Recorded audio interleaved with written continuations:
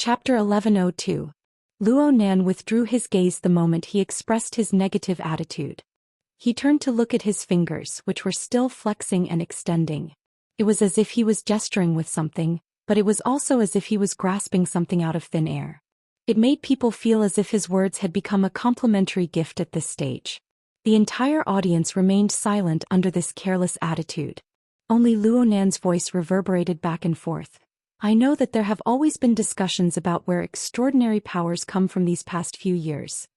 Today I just found out that someone gave the external environment and key conditions that led to this phenomenon the name of the X factor. I talked about this topic a few hours ago. I don't want to repeat it now, so I'll directly reveal my attitude right now.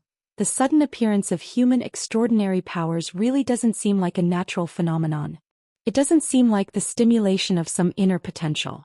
Humans are weak existences. Creatures with low perception occupy too narrow a range on the spectrum of life in the universe. It's not that easy to realize rapid self-evolution and renewal. Speaking of this process, there exists a key external X factor. Whether it's the source of radiation or some other reason, I'm not the least bit surprised. I can completely accept it. But just this extraordinary power alone, or perhaps rapid self-evolution in itself, its achievements are highly orderly. It is orderly to the point that it conforms to the requirements of human self-consciousness interference. You must know that before the era of distortion, the frontline theoretical research results of the objective world had clearly produced a larger and larger crack with human intuition and experience. It doesn't make sense that the world would suddenly become a slave to human consciousness after a few years. The reason why this is so is that I'm willing to believe that a certain existence used a black box designed to bridge the crack between the mental world and the real world. It built the coupling conditions between the mental and the material, allowing self-cultivation to conform to the instinctive tendencies of humans.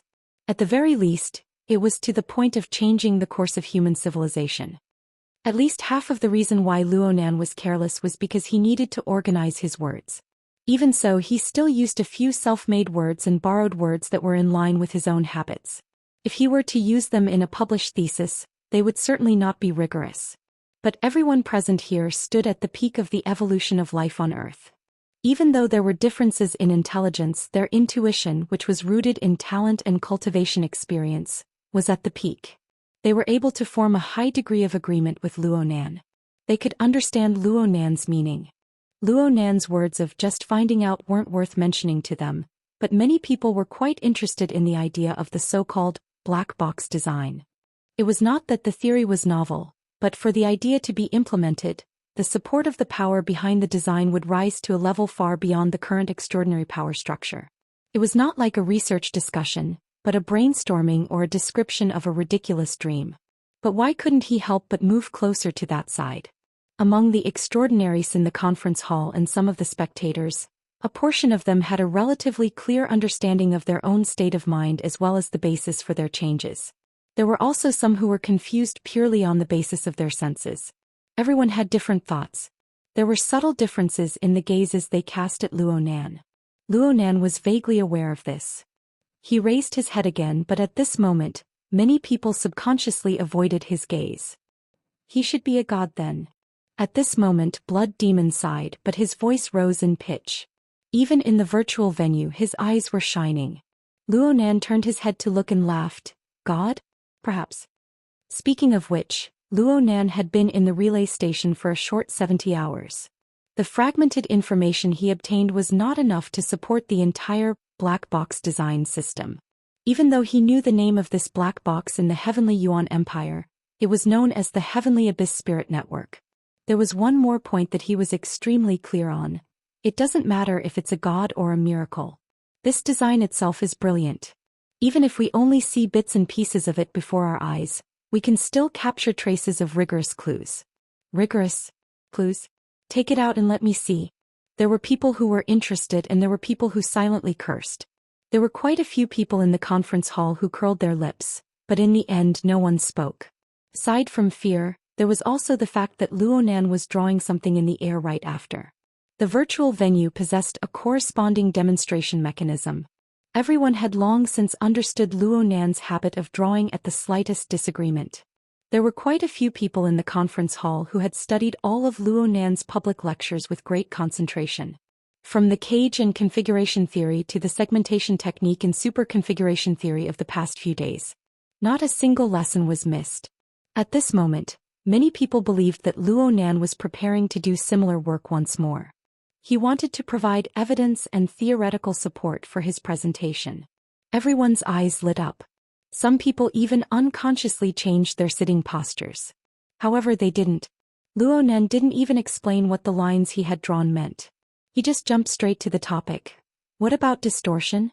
From what I can see, it's nothing more than a large number of inferior fragments pieced together to form a pot of boiling soup or some petri dish.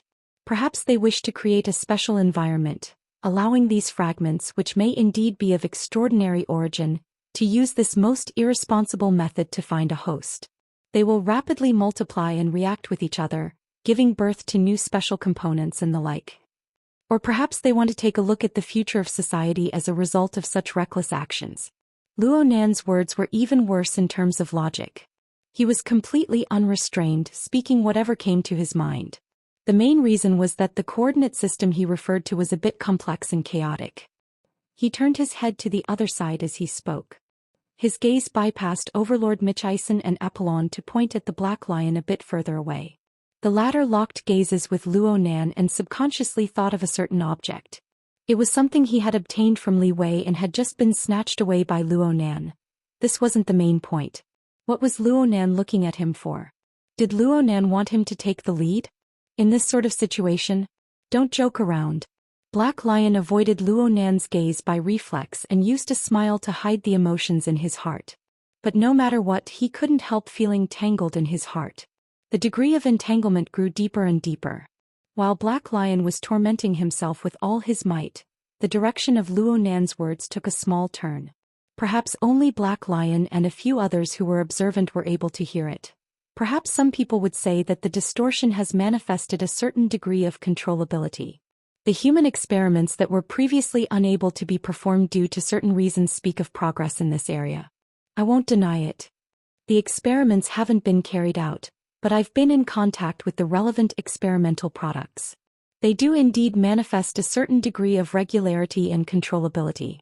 But from what I can see, this is more like the filtering of the special rules of the environment, forming an orderly adjustment. In other words, the distorted element is also borrowing the current environment, borrowing the unknown X factor to obtain order from the chaos. It has extended a winding path, and for the time being, there is no end in sight. Isn't this great? Someone blurted out in the venue.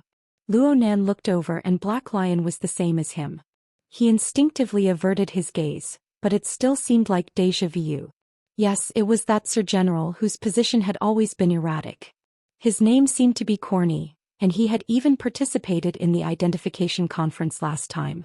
Luo Nan also smiled at him, purely acting as a supporting actor this time. Yes, it looks like there is a path, but I can't think that this can be allowed. This is because this is very likely to give a possible light. Yes, strictly speaking, it is a possible future with regularity and order. It is a seed of chaos. To put it simply, it is superfluous. Luo Nan's attention seemed to have returned to the venue during this time, but it didn't stop him from narrating and drawing. The space in front of him had long since been filled with countless lines and diagrams. Due to the full effect of light and shadow, it was nearly impossible to see his face clearly from the other side. Finally, someone couldn't help but ask on behalf of others, "Professor Luo, what do you mean by drawing these?" The one who spoke was the Order of Justice's first oblatum. This female expert, whose real name Luo Nan still didn't know, appeared to be a woman with an extremely gentle temperament. She really couldn't be associated with being powerful. If Luo Nan hadn't personally experienced the level of strength that had clashed with the divine will of Her Majesty Empress Wu from tens of thousands of kilometers away, he might have believed it. Of course, this didn't affect his answer. "Your Excellency, first oblatum, it's like this. I'm trying to use configuration to restore the effects of the distortion on the human body. I'm trying to place it into the system constructed by superconfiguration to see if I can establish a predictive model. What do you think?" The first oblatum of justice carried a sense of curiosity. He cast a gaze that was similar to pure art. It was as if he didn't have any other considerations. You overestimate yourself. Luonan shrugged. What I'm saying is that my research on both sides is too shallow. Especially the distortion. Yes, so much of what I've said is just speculation. It's all intuition. I'm already very grateful that everyone is willing to listen to me. It would be for the best if you could use it as a reference. So it's like this. The first ablatum looked pensive. The others cursed silently. Since it's just a blind guess, where did that sort of attitude come from? Luonan was calm. It was true that he hadn't done the relevant research, but in his life experience, there were more advanced examples that were clearly displayed in front of him. Yes, it was his experience at the relay station. From Luonan's perspective, the current situation on Earth was like a low-level reflection of the Heaven Abyss civilization, which was confined to the Hongguang star system. The Heaven Abyss civilization and the nefarious poison environment were engaged in a long and difficult struggle. It was like a low-level exercise or experiment. From Luonan's understanding, the destructive power of the nefarious poison environment was terrifying and incomparable. It was countless times more serious than the problem of the distortion on Earth. The survivors of the Heaven Abyss Empire were actually able to persevere under such a vile environment. They were able to endlessly improve and revise their own cultivation methods. From this perspective, the rampant distortion wasn't necessarily a hopeless situation. But the problem was that the existence of the nefarious poison environment had already warped the pace and space for the survivors of the Heaven Abyss Empire to progress. It was only the powerful accumulation of civilization from the Heaven Abyss Empire that helped them forcefully carve out a new path on the precipice. And the more and more frequent reforms in foundational techniques had reached the era of the relay station. It was unknown where the future would lead. Luonan could clearly feel the stubbornness and bewilderment from the bodies of Liang Lu and the others. If a similar scene were to be placed on Earth's civilization, even if the intensity was reduced by 1,000 times, it was still possible for one to fall to the ground and shatter into pieces. Luonan had considered this sort of situation when they were chatting on the pool deck, but he had no way of saying it. It was the same now. Luonan had yet to speak of a truly convincing reason up until now. He couldn't speak of the Heaven Abyss Empire and the like. There was still some real evidence, such as the reactor. It was best not to beat the grass and startle the snake before sufficient investigation and evidence was obtained. No matter how one looked at it, Luonan's statement was a bit empty. But it didn't matter. His attitude itself was the reason. The venue maintained a relative silence. Clearly, everyone was pondering, weighing, and perhaps they were even engaging in private conversations unknown to Luonan. This could be considered a good sign. In the end, it was Luonan who spoke once more. I know that a practical plan is needed to deal with this problem, but I really don't have any good ideas right now. Researchers don't have first-hand data. No amount of statements is meaningful. Speaking of which, do you have an exact number for the number of infected mutants? Blood Demon was a bit absent-minded after sighing to the gods. Only when Luonan's gaze landed on his face did he come to a realization. He grinned. If we could investigate this clearly, then it wouldn't be called losing control. These words weren't too accurate, but everyone understood the meaning. Blood Demon continued. The current problem lies in the fact that mutant infections have a typical pyramid structure. There are large amounts of phase 2 infected at the bottom. There is basically no possibility of reversal, but it is very difficult to distinguish with current detection methods. The 10% in Ha City are phase 3 infected who have already shown signs of mutation. There are a few discrepancies, but it won't be too much. Extrapolating from this data, there are at least 30% of the latent phase 2 infected, maybe even more. Isn't that right, little ya? Apollon's blood-red eyes glanced over, but he didn't respond again. Blood Demon spread his hands. According to the data from the last census, Ha City's population is 190 million. 30%. Just thinking about it makes my scalp go numb. Ha City has basically fallen. That's right, She City is the same. As for Black Africa, hee. Luonan asked, can you do it a bit more meticulously? How meticulous? A census of the entire population? Find out the bottom line? Create a file and establish a card? It's too difficult. The most troublesome part about the phase 2 infected lies in the fact that there isn't a clear indicator. It must be a comprehensive result from multidimensional laboratory testing. Even if we gather the power of the entire world and assist Ha City regardless of the cost, It will still take 1 to 2 years to complete the testing with a base of 100 million. But what about Xi City? What about Black Africa? What about the other cities? Plus, the mutant infections are dynamic. The degree and stages are constantly changing. I'll be responsible for finding out the bottom line. Luo Nan interrupted. Blood Demon was stunned. Responsible for what? Luo Nan flexed and extended his finger once more, causing the extremely simple and crude model before him to make a few rounds of zooming and enlarging. At the same time he clearly stated, do a general survey, establish a file and clarify the scope and degree of the aberration infection. Let me do it. After all, no one knows how to detect secondary infections better than me. Chapter 1103. Luo Nan's attitude was far too understated. Even though he had already said it twice, the participants still needed to spend some time to digest it. The core of the problem was undoubtedly the discovery of stage 2 infected. This point had already been explained very clearly. But Luo Nan's attitude seemed to be casually stepping over it. Whether it was the common sense of the participants or the cruel reality described by Apollon, Master Bat and Blood Demon. Based on what? Some people had already begun to flip through the information. Then they discovered that Luo Nan wasn't just talking big. It was on New Year's Eve last year. At that delicate point in time, Xia City did indeed have a relatively serious case of mutated infection. Seemed to be a series of events. In the 2 months before and after that point in time, Xia City investigated a batch of cases. Oh, using a batch wasn't quite appropriate.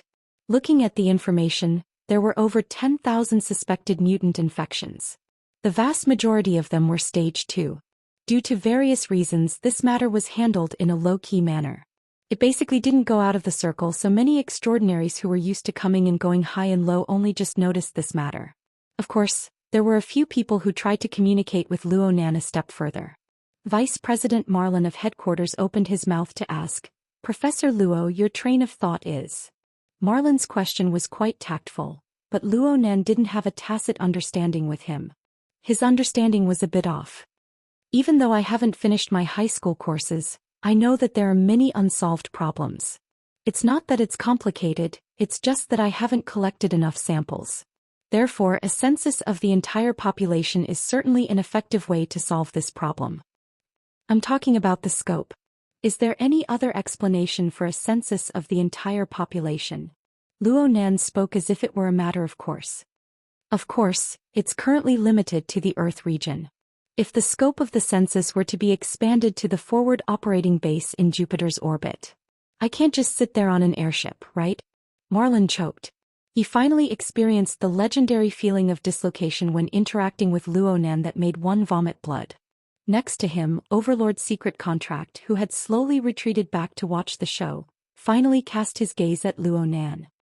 A census of the entire population is a large project. Luo Nan just blinked. He didn't speak, allowing this old man to return to the front of the stage. Especially this kind of highly complex detection project.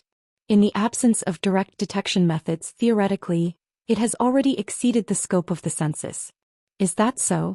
Actually, I only have a smattering of knowledge regarding this concept. Luo Nan acted like a well-behaved student, causing quite a few people to roll their eyes.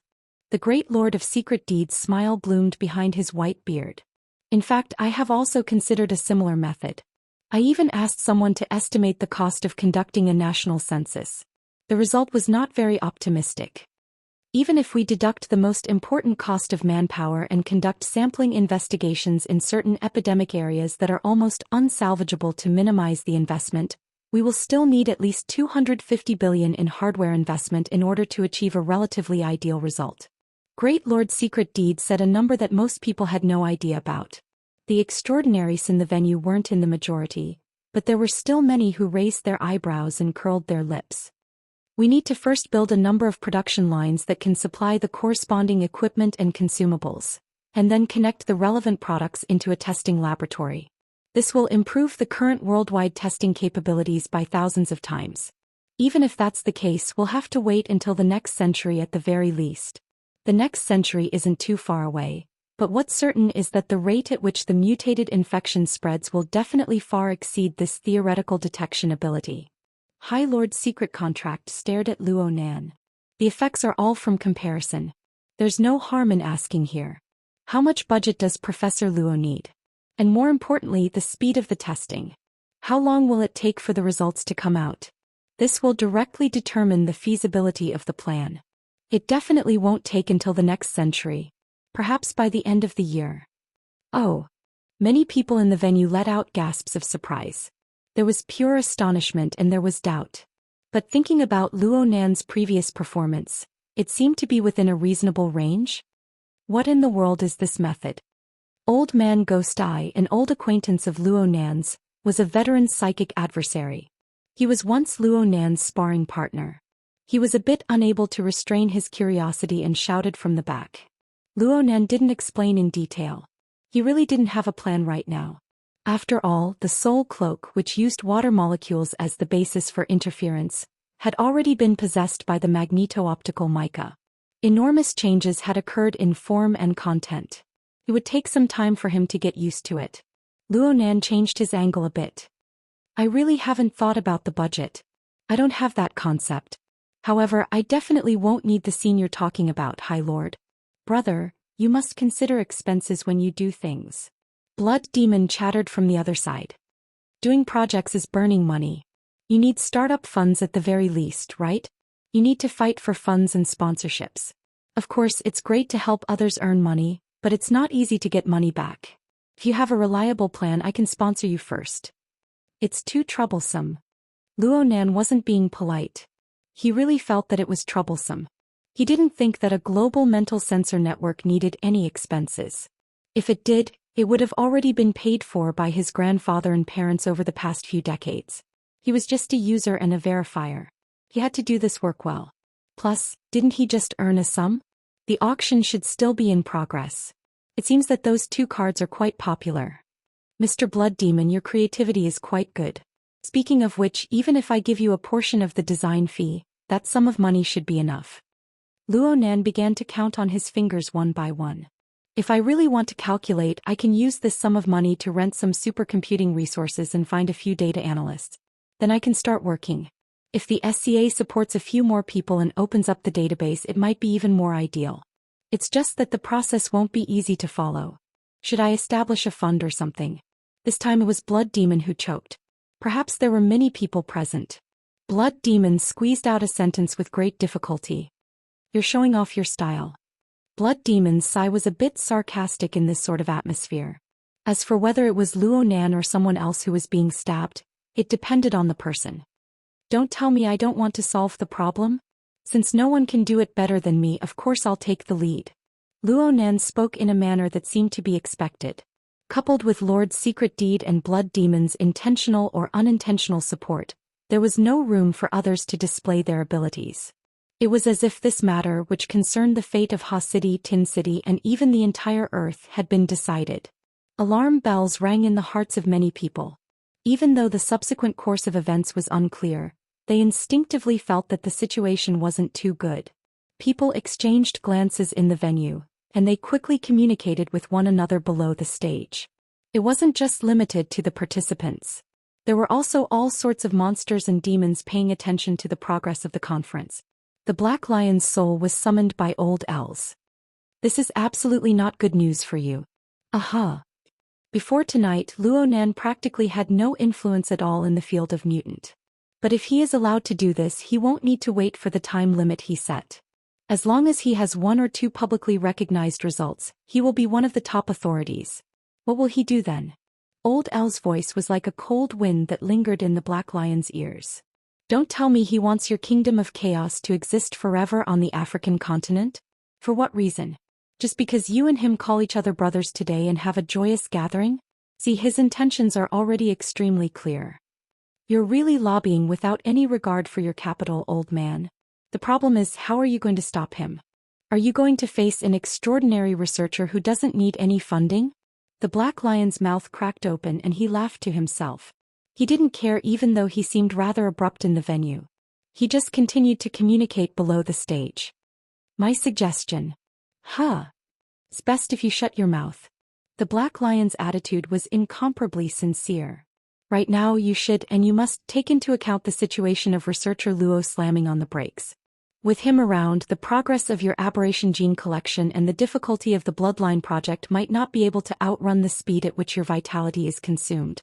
For a businessman like you, if you make a losing deal with the same person twice in a row, it's probably the legendary road to death. Old Els did not continue speaking, but he might not have listened to the Black Lion's advice. This was because at this moment, a new change was transmitted. The news of the uncontrollable aberration infection in Ha City and Tin City had already spread.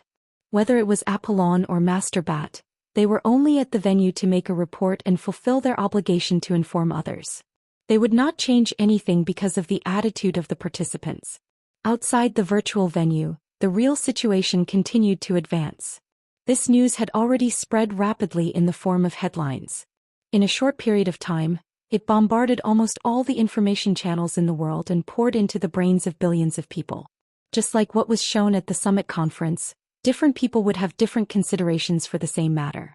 Regarding this headline, the major media outlets around the world also adopted different reporting perspectives. At present, the hottest news image was specially forwarded by the conference host Abner. It came from Ha City. It was probably in a landmark area of the city. Dense crowds gathered on the streets and squares, listening to the announcement from the city manager. When the seemingly rigid gentleman announced in a serious tone the news of giving up on detection and active disposal, hundreds of thousands of citizens screamed crazily, cheers. The camera swayed in such an atmosphere. When it chose to use a close-up view to experience the current atmosphere, there was already a young man who was so excited that his face was distorted. He took the initiative to rush to the front and roared out a slogan.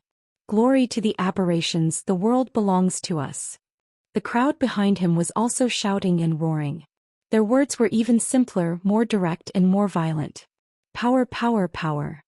Such a sound and scene fell into the ears and eyes of the participants of the summit conference, but it was so meaningful. Chapter 1104. June. T-City officially entered winter. The northwest monsoon brought with it a humid and cold airflow. When the cold wind hit one's face, it seemed to carry the earthy smell of the old continent's highlands. So much so that it became one of the main themes of tonight's banquet. Kohar Machiko came to this conclusion when she wandered around the banquet hall of the castle. Of course, this was just an illusion. Separated by tens of thousands of kilometers, the northern and southern hemispheres were reversed. Even if the elements of nature had a subtle flow and exchange, it was impossible for these ordinary people to sense it. It was actually just a group of brothers in distress bragging with lingering fear and excitement after narrowly escaping death. Even though nearly a month had passed, strictly speaking it was 3 weeks. The timing was just right. Time had quietly beautified the memories of the people who had experienced it, washing away their embarrassment and fear. With a relatively peaceful ending, the legendary nature of the process had provided them with a lot of things to talk about, so they did not reject it, and were even willing to discuss the seemingly vivid personal experience. They even gave each other the friend in distress stickers and medals, so many of the repulsive faces looked cute at this time. Yes, perhaps a considerable portion of them were just pretending for her to see. After all, the true theme of this banquet was the official establishment of the Luo Nan and his Friends Foundation. The banquet held for the foundation's benefactors. The most dazzling figures at the banquet were not the largest individual benefactors, the honorary chairman of the foundation, or the well-known wealthy people of T-City. It was Mr. Langley. It was also not the sole director of Quantum Corporation, Mr. Mao Xingye. It was definitely not the so-called social celebrities of T-City. The only ones who could truly be called stars were the major shareholder of the Castle Financial Group, the representative of the chairman, Mrs. Halder, Ms. Ian Liu, and Kohar Machiko herself. The Castle Financial Group was considered to be of medium scale in the business world. It might not even rank in the top 5 in T-City, let alone the entire world. But this kind of ranking was meaningless. Mrs. Halder could still say she didn't come at the banquet where the world's rich and powerful gathered. She could only send a representative to make up the numbers, and she was still the core of the entire banquet. All of this could only be because Mrs. Halder was Mr. Luo Nan's trusted aide, and Ms. Ian Liu was the person in charge of the foundation arranged by Luo Nan himself. It was the same for Machiko Kohara. Otherwise, there was no way to explain how a regular bandit who had just jumped ship from Toyama Auction House could talk and laugh with these billionaires around him, accept their compliments and influence their emotions. At the same time he could also bear the evil thoughts deep in their hearts. Michiko Kohara still clearly remembered Jun Kiguchi's greedy, ugly and filthy expression on the Jade Light a month ago. Whether it was Banqing, Diqing or other places, as long as they were in this circle there was not much difference. Just like right now. Everyone was chatting and laughing together. They were reminiscing about their friendship from their one-way trip to the highlands. They were flattering Mr. Luo Nan for his compassion for the future development of humanity. But heaven knew what sort of inferior stories these surrounding men and women would come up with in their hearts. They would invite her, or perhaps she and Luo Nan, to play the leading roles together. But so what? Kohara Michiko enjoyed all of this. She was like a fish in water in this banquet full of malice and calculation. This was the scene she had always pursued. For this reason she gave up so-called love and marriage, but she never got tired of it. Even though she was always wandering halfway up the mountain. But right now she was standing at the peak, close to the peak. The price she had to pay. What did she pay? Compared to the hidden malice in the surroundings that could engulf her at any time, this doubt and bewilderment might be the source of the occasional bewilderment that leaped out from the bottom of her heart. She knew that perhaps in this lifetime, she would never be able to make such an inconceivable transaction again.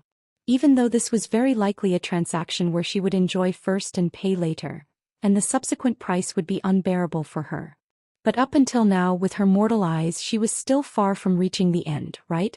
In this capitalistic society, how could she be a businessman if she did not have this awareness? Besides, she was indeed willing to pay any price for this current glory. Kohara Michiko's smile grew more and more brilliant. At this time, the bracelet on her wrist vibrated gently. She raised her hand to indicate and apologize to the people around her. She temporarily left the crowd and picked up the call. Her voice became particularly gentle. Xia, you called very early today. Mom, did I disturb your work?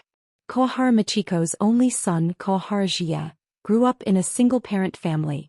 He grew up in the oppressive environment of the Kohara clan.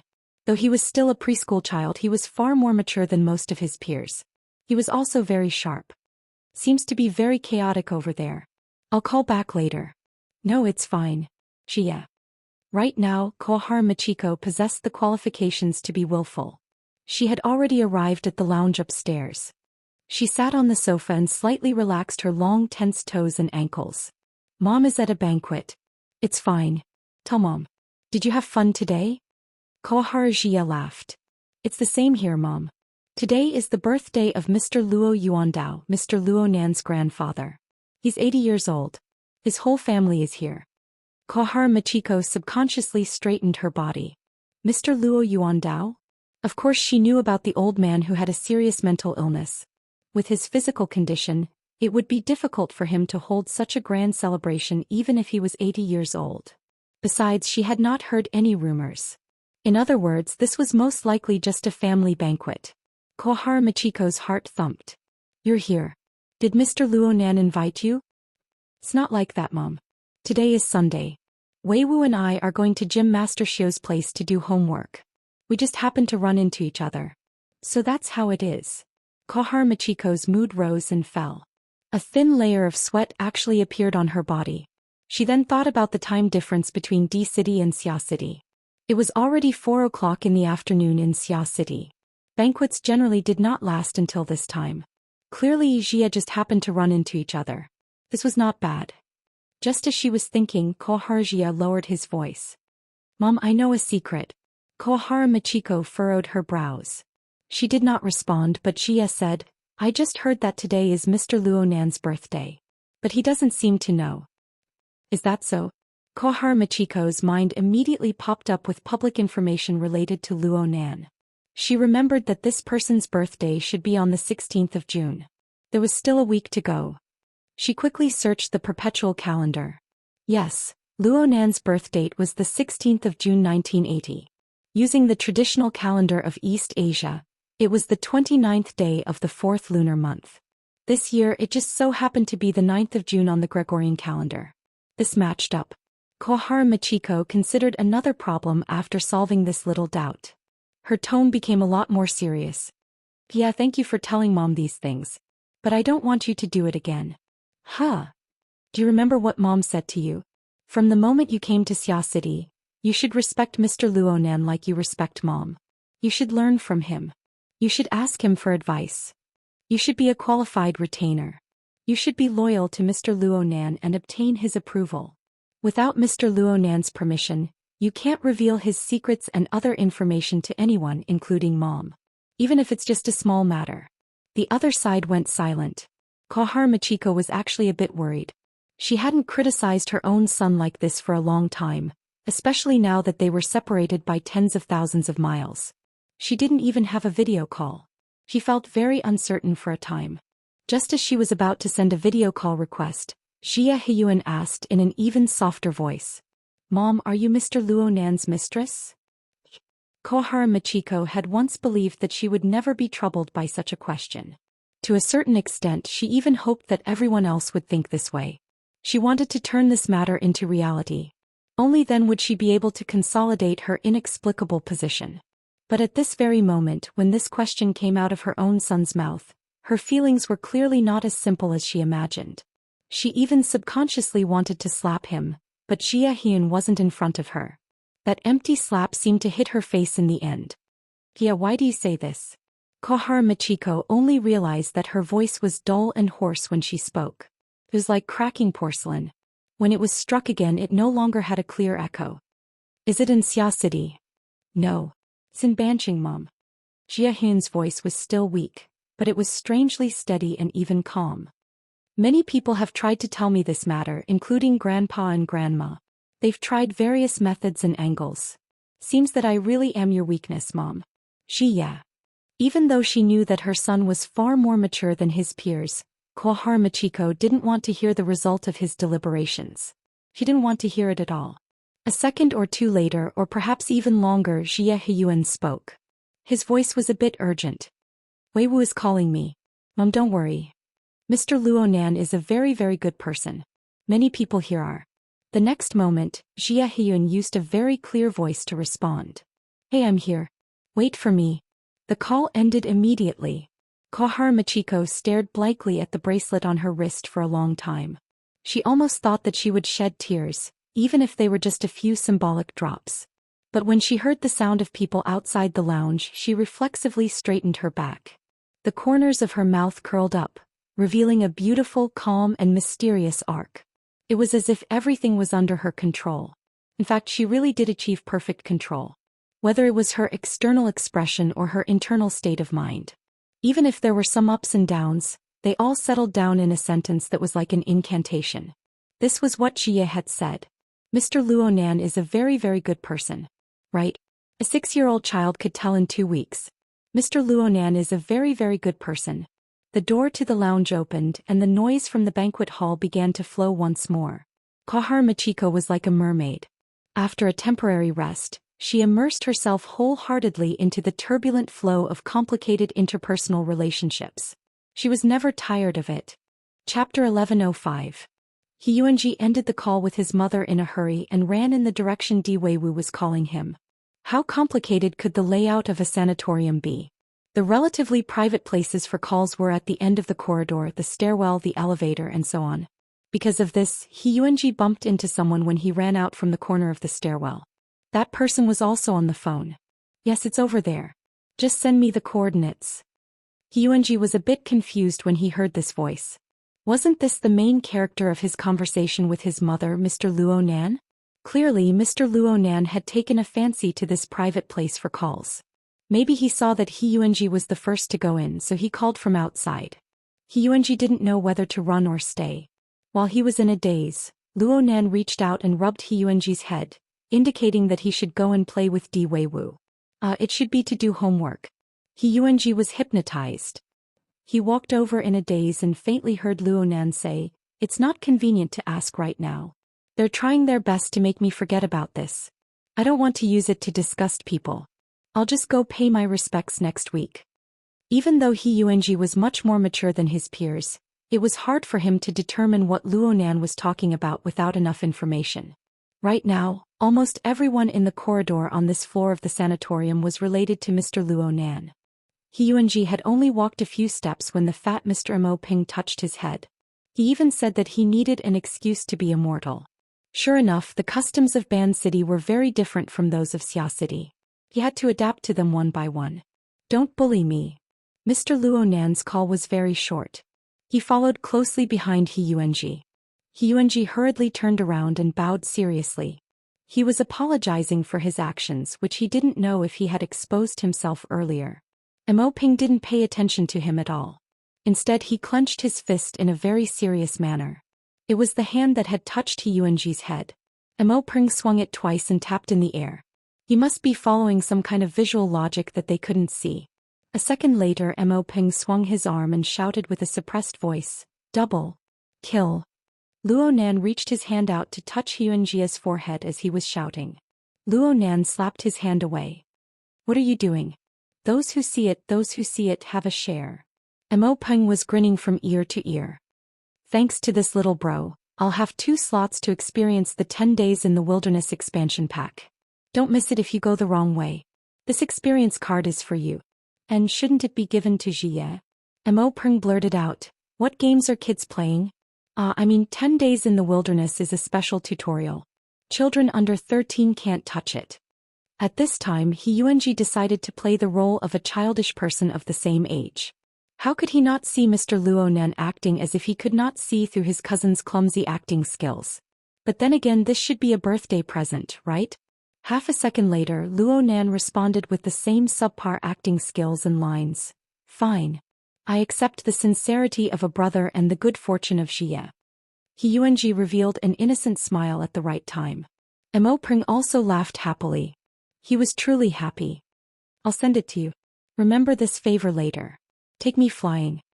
Luo Nan, who had left behind a glorious battle record at Frost River Reality, took charge of this matter. "No problem. Let's go to the hero seat."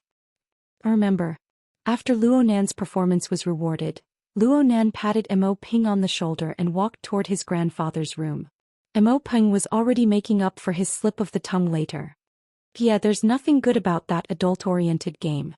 Brother, He Yuanji corrected him very seriously. "You're my elder, Mr. Mo Ping. Hey Jie, you've been slacking off for far too long." Di Weiwu gave He Yuanji a senior command. Luo Nan checked the new electronic experience card in his hand and pretended not to see it. The purchase date for the experience card was yesterday. He laughed again and flipped his hand inside the sleeve of his t-shirt. When it came out again, there was an old notebook in his hand. He arrived outside his grandfather's room, but he did not immediately push the door open. He just looked at the situation inside the room through the glass window. Inside the room, his aunt and Moya were chatting with his grandfather's special nurse, Auntie Hong. They were understanding the situation. Ruiwen stood quietly to the side. Yes, she was with Di Weiwu just now. When did she come in? His uncle Mo Haiheng was lying on the other side of the chair. He had already fallen asleep with his eyes closed. As for his grandfather, who had given birth early today, he was on the balcony of the outer room, chatting with Gym Master Xiao. Below his feet was the new building block Kingdom of God. Of course, this did not stop him from dozing off under the warm afternoon sunlight. Luo Nan looked down at the old notebook in his hand when he saw this scene. He shook his head and tucked this thing under his ribs. Then he turned around and left. He passed through the corridor and arrived at the balcony attached to this floor. The balcony was also facing the sun. His vision was a bit better from this position. He could even see his grandfather's calf nearly buried in the building blocks on the balcony of the ward. You can say that this is a hidden security hazard. I once considered giving the old gentleman a different room, but considering the problem of adaptability, I didn't bother with it. Someone spoke from behind Luo Nan. Luo Nan turned around and greeted with a smile, "Brother Octopus." The person who came was none other than Zhang Yuliang, who worked in this sanatorium. While Luo Nan was more used to calling him Octopus, this neuropharmaceutics expert wore white clothes. His hands were in his pockets as he walked over unhurriedly. He stood side by side with Luo Nan and followed Luo Nan's gaze to look in that direction. "You didn't go in just now?" "Not just that. I hid half a foot in the crowd at the beginning. It's a birthday celebration. Just don't mess things up." Octopus opened his mouth, but he swallowed back the words. "You're also the birthday boy today." Since Mrs. Luo Shuqing and the others racked their brains to use this special day to organize a family activity, And they deliberately hid it from Luo Nan, the person involved, in order to avoid making bad associations. Why should he expose them? Well, Luo Nan didn't need him to be smart. Does the old man get excited when he sees you? Basically. Is it because he can see how terrifying of a fellow you are? Octopus was obviously joking. But Luo Nan nodded. It should be like this. But Luo Nan didn't answer immediately. He just asked, has Grandpa's state been the same these past few days? Yeah. He's good for a while and bad for a while. He looks up to the sky at every turn, especially on cloudy days. Luckily, Xia City has been bathed in sunlight these past few days. Luo Nan shot a glance at the sky and agreed, that's right. He's been okay. Octopus felt that these words lacked sincerity. He hesitated for a moment before speaking. Nanster, I need to ask you something in private. You're being too polite. Octopus lowered his voice. I can't not be polite. The situation is very sensitive right now. We're the ones who deal with abnormalities. But aren't we? At the summit conference, you strongly advocated to separate abnormalities from the X factor that triggers extraordinary powers. This is drawing a line. Octopus had already taken his hands out of his pockets. He spread them out in the shape of a scale. Should we deal with the abnormalities first or should we explore the planes first? The internet is going to be in an uproar right now. But you don't need to worry. Our medical world will definitely stand on your side. I even have to thank you. Luo Nan rolled his eyes. At the same time, he understood what Octopus wanted to ask. You want to talk about the problem of the source of radiation. To be precise, I want to talk about the influence of the current objective environment on everyone's cultivation. Is there really such a close external factor? Octopus had a face of curiosity. From what I can see, the trend line of Lord's secret contract is a false proposition.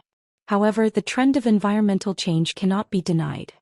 Luo Nan paused and changed the topic. I went to see old Yu yesterday. His body is getting worse and worse. My grandpa is actually the same. I'm thinking that they actually have something in common. Octopus blinked. Old Yu is a psychic. There's no need to talk about his mental sensing ability. And I feel that my grandpa's perception is also very sharp. Or perhaps I should say that he has specialization on a certain special level.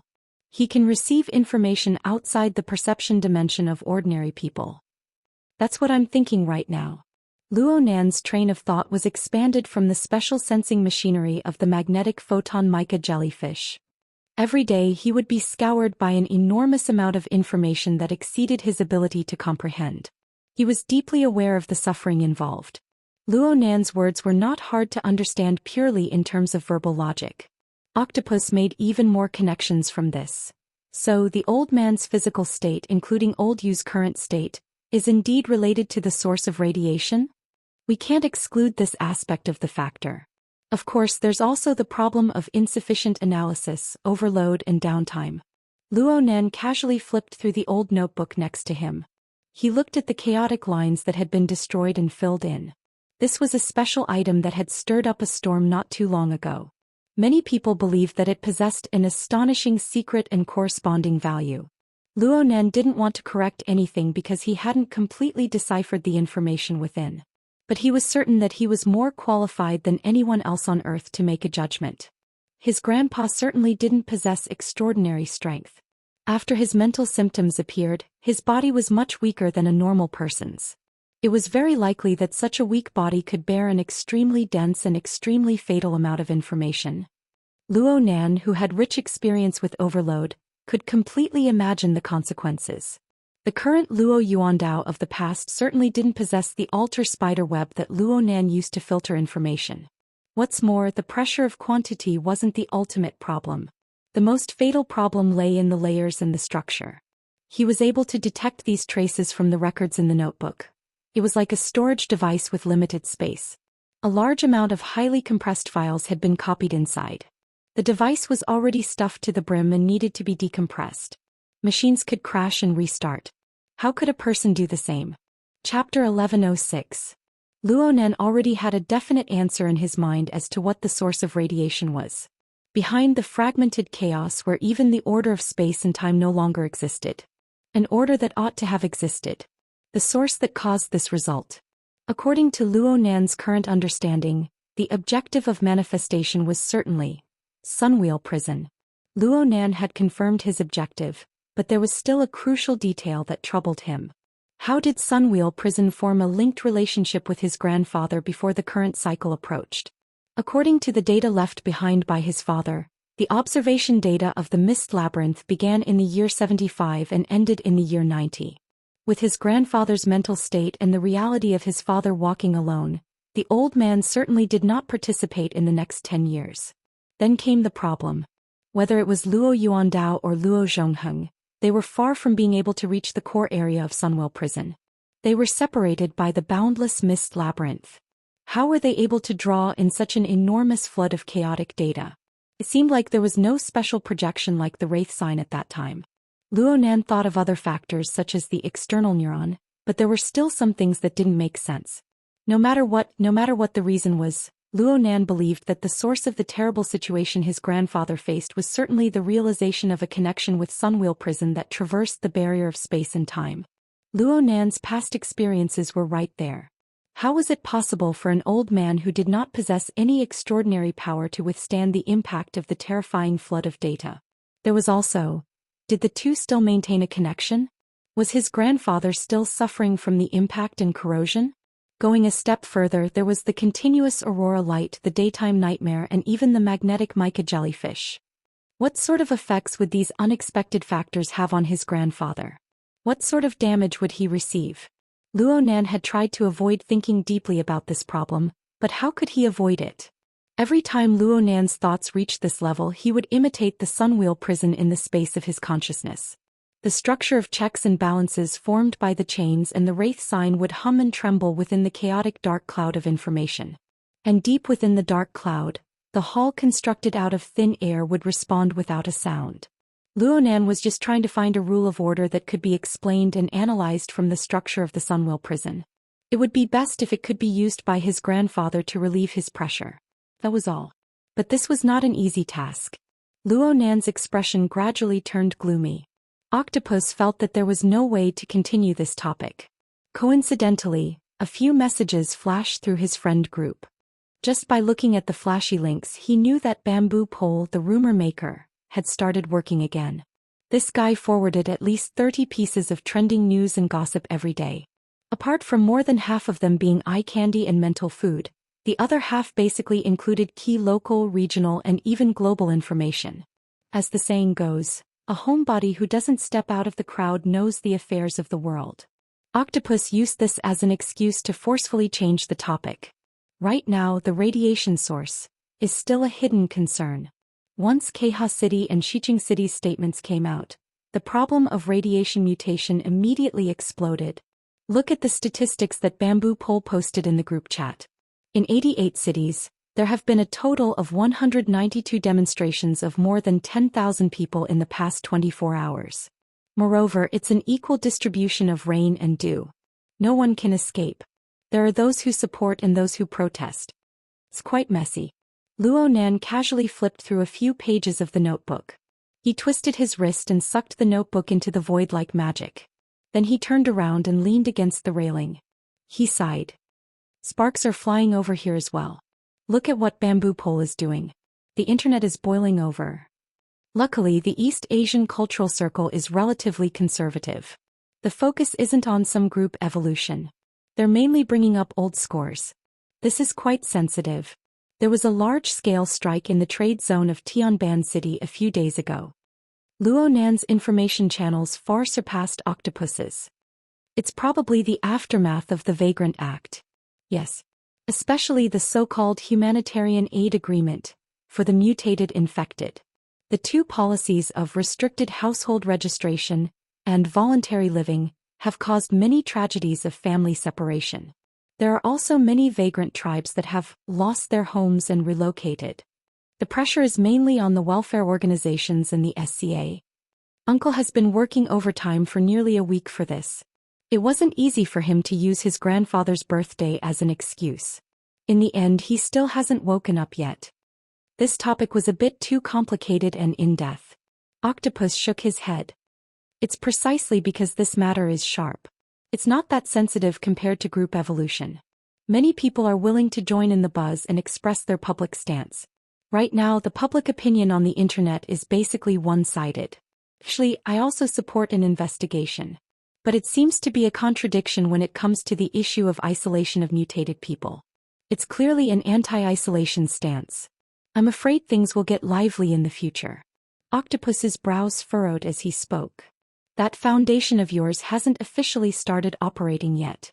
You must be careful and keep a low profile. Right now, many people are eager for you to take the lead and attract firepower for them. Luo Nan curled his lips. He nodded without saying a word. Octopus didn't know if Luo Nan was listening or not. He was just chatting, so the topic jumped a bit. Speaking of which, Bamboo Pole is working for you? Yeah. Brother Bamboo Pole's data analysis ability is exactly what I need. It's even rarer that he knows everything about the inner world. He has his own information channel. If I don't grab hold of him, I'll lose out. Hey, can't you take care of the minds of the people at the bottom of society? Brother Octopus, you can come if you want. The Foundation's design is to conduct investigations and research at the same time. Research on the nervous system is also a very important field. Forget it. I know my own limits. Bamboo Pole's professional skills are ranked in the top 10 of the inner world. It's hard for me to rank in the top 1,000. I'd be too old to be a graduate student. It's better to watch over this stall. Of course, if there are any new developments, please do share them in a timely manner. Luo Nan didn't try to persuade Octopus any further. In fact, he really hoped that he had a trustworthy and knowledgeable friend like Octopus to watch over this place. And Octopus most likely understood this point. Luo Nan thought for a bit and said, "Actually, I've been pondering over a paper these past few days. I'm preparing to publish it publicly. Let's ponder it together later." The current topic is formatting theory. Mapping example and expanded research on the human body giant system. Isn't it a bit unprofessional? Octopus went, twice, but before he could respond, a call came in from Luo Nan's side. It was his aunt, Mrs. Luo Shuqing. Luo Nan heard a few words and immediately displayed his lovable appearance. Are we going back? Okay, we're almost there. Whose car? No one's car isn't going back. If that's the case, then of course I'm going home. I'm going with you, Auntie. Octopus's eyelids twitched as he watched from the side. All right, this was a young man. He was solid. But the topic they were discussing just now and the various legends from not too long ago. What were they all about? For a time, Octopus had an intense feeling of absurdity and dislocation in his heart. He was practically replacing Luo Nan with a split personality. Luo Nan had already hung up the phone while he was distracted. He turned around and ridiculed Octopus. Emoya wants to take Ruewen to the recording studio. She says that they might work through the night. And he actually agreed. But I remember last year when Emoya participated in the music festival, our house practically exploded on the spot. Is there such a big difference between one person playing music and two people playing music? Perhaps Auntie just has a problem with underground music? Hee. Luo Nan didn't say anything more. Even though he had basically entered the level where he didn't need a means of transportation, he still needed to follow the group in order to preserve his image as a tottering, obedient child in front of his family.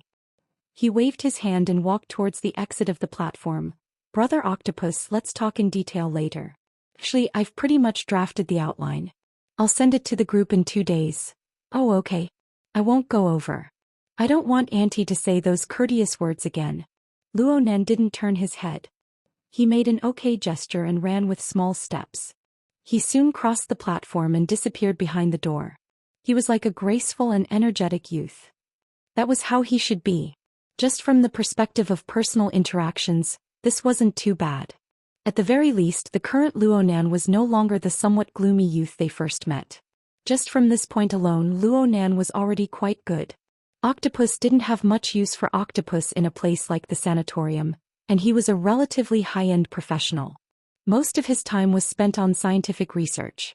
Octopus received a bit of stimulation from their conversation just now, so he went back and soaked himself in his own laboratory. He entered a state of mind and lost track of time. This lasted until the hexier vibrated. Someone in his friend group had ed him. It was Xie Junping. Octopus bro. I'm holding a temporary board meeting. I've entrusted Brother Papercut to help me pick someone up. Brother Papercut's car was just sent for maintenance. He might be a bit late. Erping got it. Di Weiwu usually lived in Lon Town's welfare home. During the weekends he would go to the sanatorium to do his homework. At the same time he would receive the influence of Gym Master Xiao and Dean Wan. Yuanji was sent over by his mother and he received the same treatment. Perhaps Luo Nan considered him a hostage, but Luo Nan treated him equally and nurtured him as a disciple. There were plenty of benefits, but the transportation wasn't too convenient. Normally Worker Zhai would come over to pick someone up. If Worker Zhai was working overtime and couldn't get away, then it would be Xia Junping, a loyal believer of the Order of Creators, who would come out. Papercut was a mobile member, a spare tire of spare tires. With Xia Junping's current resources, arranging a driver to pick someone up wasn't a big deal. However, everyone knew that these were extraordinary times. Even though they were at Xia City's headquarters, the people by Luo Nan's side needed to maintain a minimum level of safety awareness. They needed to communicate and help each other. They didn't want to give the schemers in the shadows any opportunities. At this time Papercut jumped out. Octopus Erping, I won't be late. We've already entered the main entrance. I hitched a ride with Bamboo Pole. Octopus was baffled. You two are together. Bamboo Pole, don't bring bad news to an honest man. Bamboo Pole, hee hee. While they were chatting, Octopus raised his head and looked out of the window. He found that it was already almost 6 o'clock. The weekend was also the peak hour. It would take at least 1.5 hours to get back to Forest Wall District. So he sent another message. Paper Cutter Bamboo Pole, you guys can eat here. This is the staff cafeteria. Eat to your heart's content, it's my treat. If it weren't for the fear that the children would be hungry, do you think I would be willing to entertain you? Forget it. The children in the orphanage go to bed at 9 o'clock. If I stay here for too long I will inevitably disturb my schedule when I go back. Dean Wan is easy to talk to, but Nanny Wang is not easy to dismiss. After a few minutes the other side sent another message. I've got him. Octopus watched the surveillance video that was specially connected to the Hexier. Sure enough, Bamboo Pole was leading the two children. He made a V sign to the camera on the ceiling. Papercut chuckled to the side. Farther away, Zhou Xian, who had become increasingly thin in recent times, held his hands behind his back as he watched this. Although there was no smile on his face, he was still relaxed. Octopus rolled his eyes. Alright, I won't be sending you off. Chapter 1107. Bamboo Pole's commoner car didn't stand out at all in the endless stream of traffic in Xia City. He encountered a weekend traffic jam as expected. He followed the AI's guidance and changed 4 or 5 layers of traffic, but it was still difficult for him to move forward. He was only a dozen kilometers away from the Forest Wall District. As always. In a sense this is a good, Bamboo Pole chatted and yawned in passing. Where did you go last night? Papercut looked askance at him. I worked hard for Boss Luo. The foundation hasn't started operating yet, right? You don't really think that Boss Luo needs to rely on the foundation to walk, do you? Bamboo Pole looked askance back at him. Papercut blinked and immediately made a zipping motion with his mouth. The front row was a bit quiet, but the laughter of the children in the back row was particularly clear. The 2 little beans were securely tied to their children's seats. They had just been removed from Papercut's car before they came, but it didn't affect their play at all. 7 or 8 lively little paper men had their own special characteristics. They were extraordinarily quick-witted. Plus they could receive simple commands and obey the director. They were enough to act in an animated film.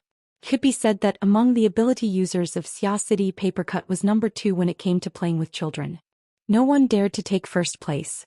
In the field of toys, aside from the paper men's structure being too simple and the basic requirements for issuing commands being high, the technique of activating Soul Force had no other weaknesses. It was also because of the basic requirements that one could easily see the difference in Soul Force between the 2 children in the back row from the paper men's reception of commands and the degree to which they could digest them. There were millions of children in the world. Di Weiwu was certainly the type that had talent for cultivation. After half a year of edification from Dean Wan and Gym Master Xiao, Di Weiwu couldn't be said to have awakened. However, his thoughts were direct and he could form an effective information connection with the activated paper men. He could control this low-end game with ease. What was most valuable was that when this child was in an excited state of play, his thoughts were very concise and just right. This was a very good habit. In comparison, many awakened who were often hot-blooded and blindly tossed and turned, had to go to the corner to wake up. In comparison, Hyunji did not have much of a foundation to speak of, but his reaction was extremely fast. After realizing that the instructions were too complicated and useless, he immediately focused on the control of a single paper doll. He concentrated and was not disturbed by the other paper dolls. He was definitely outstanding among his peers, and people could not help but praise Lady Hyunji for teaching her son well. Kids nowadays seem to have a bright future ahead of them. Children could be praised face to face, but they couldn't be praised like this. It just so happened that Papercut had nothing better to do, so he took a video of the two kids in the back row. He sent it to the group and used it as a conversation topic. It seems like they have the innate talent of ability users. Over here, the barrier between the mental and the material doesn't seem to be very solid. Birds of a feather flock together. Bamboo Pole drove without batting an eyelid. He also quietly flattered everyone, including himself, for once. Papercut didn't appreciate it. He gave Papercut a push in reality. Concentrate on driving. Many people in the group flattered Xie Junping. It was clear that he had been absent-minded during the board meeting. He was still emotional. Then what's the deal with me sitting in the middle of a bunch of stupid birds that are about to choke to death? The market value of sky crystal biology has skyrocketed these past few days. What's there to be dissatisfied about as a marketing director? Bamboo Pole turned a deaf ear to Papercut's warning. For a psychic architect, chatting online while driving wasn't even a distraction. Thank you, marketing director of a research and development subsidiary. It's all the same. Speaking of which, Director Xie is progressing at lightning speed. Last night, with the collective cooperation of the Ring of Blood and Will, he persisted until the latter half of the journey. He almost killed his way into the first echelon. Crazily earning money while cultivating at the same time, not neglecting either. Amazing. Forget it. In this sort of irrational market, you earn money until you have atrial fibrillation.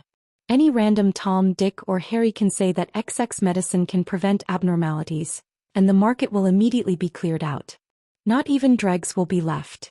If you say that it can cause. Don't even think about selling 1 gram or 2. Hu Laosan's ranch hasn't seen blood for almost a week. He might be a living bodhisattva and set them all free. Can you send me 2 heads? Shuele popped his head out. My house hasn't seen any meat or fish for half a month. My mom is adamant that all meat, eggs, and milk products can be contaminated. My dad is guarding the police canteen right now and won't go home. Go straight to him. 2 heads is too stingy.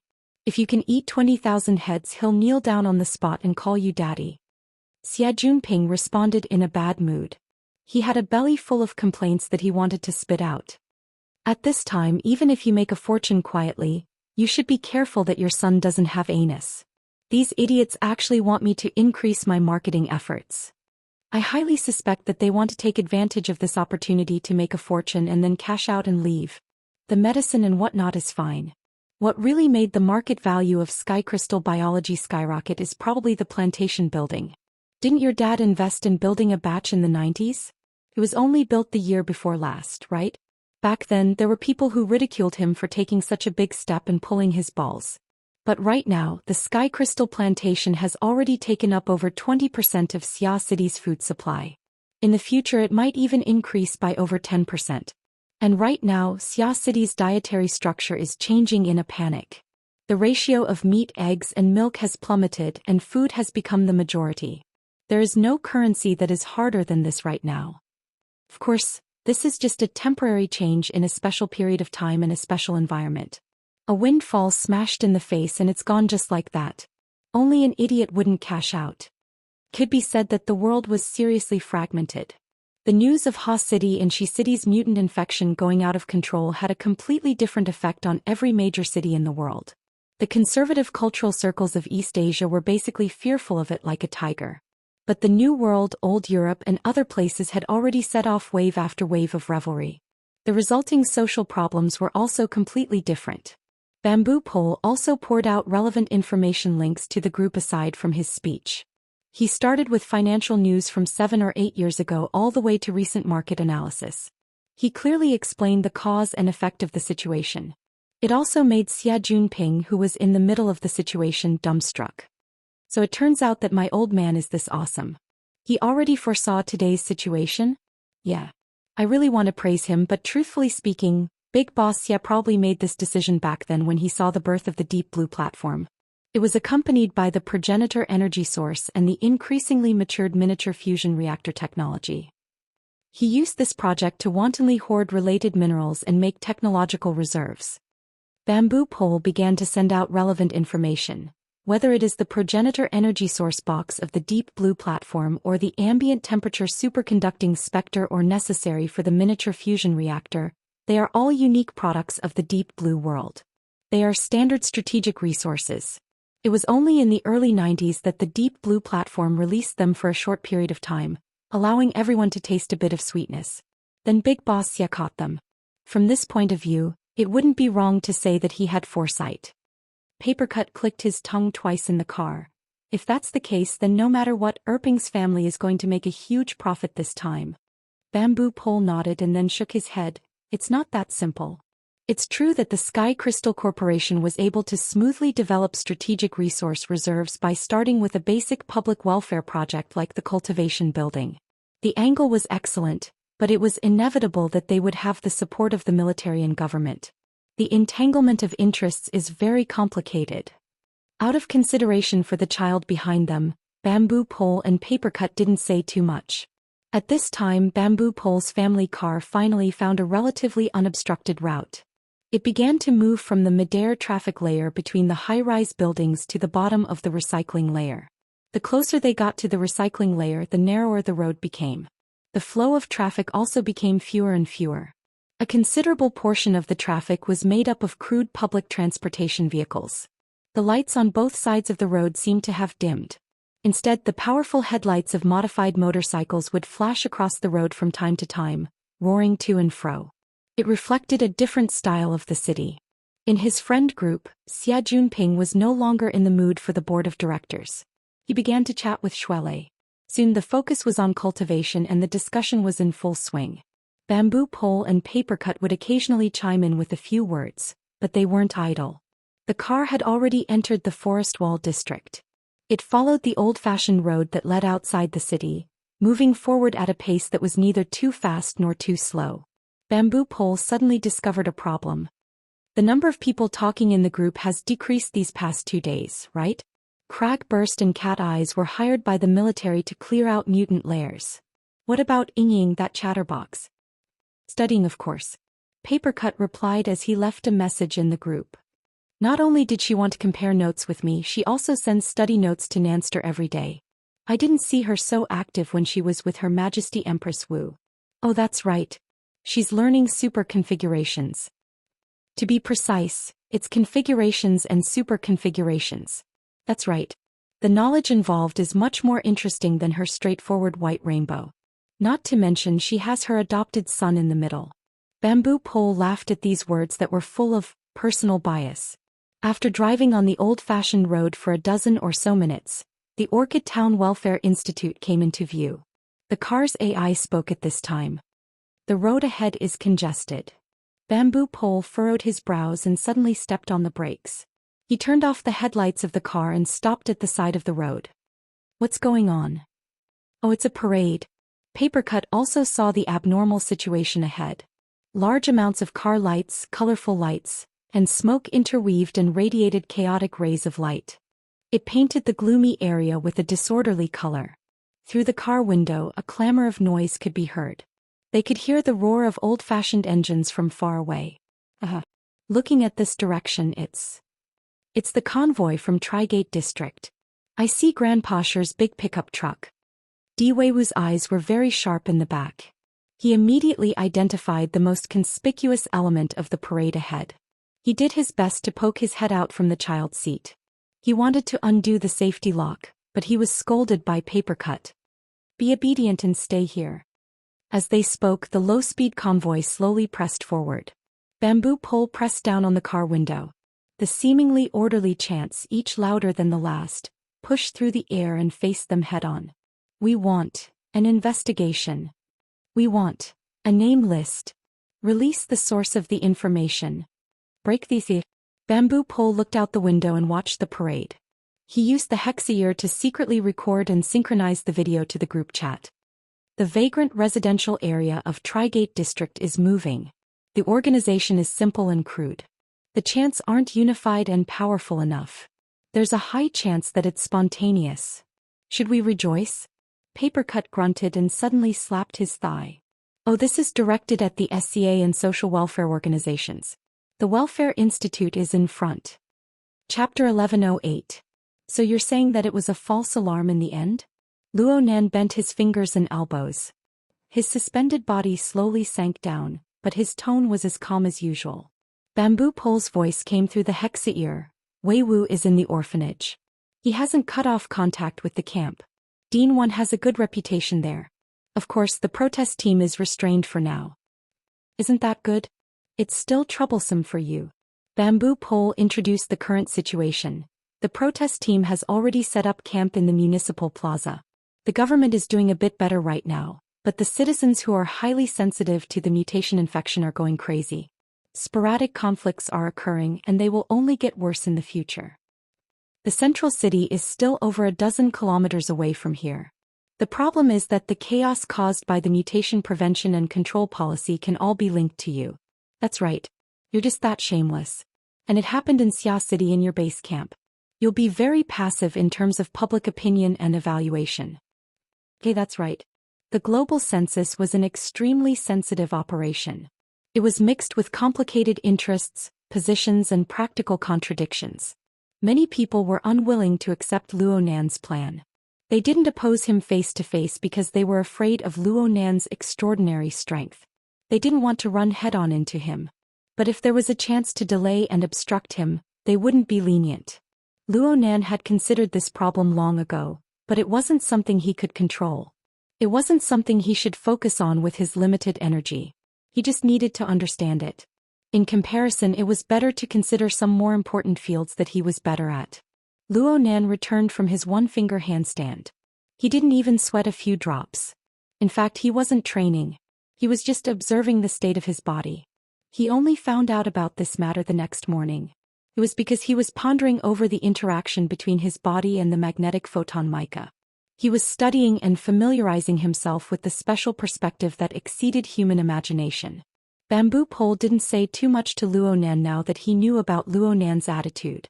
The newly formed team of the Foundation had already formed a consensus.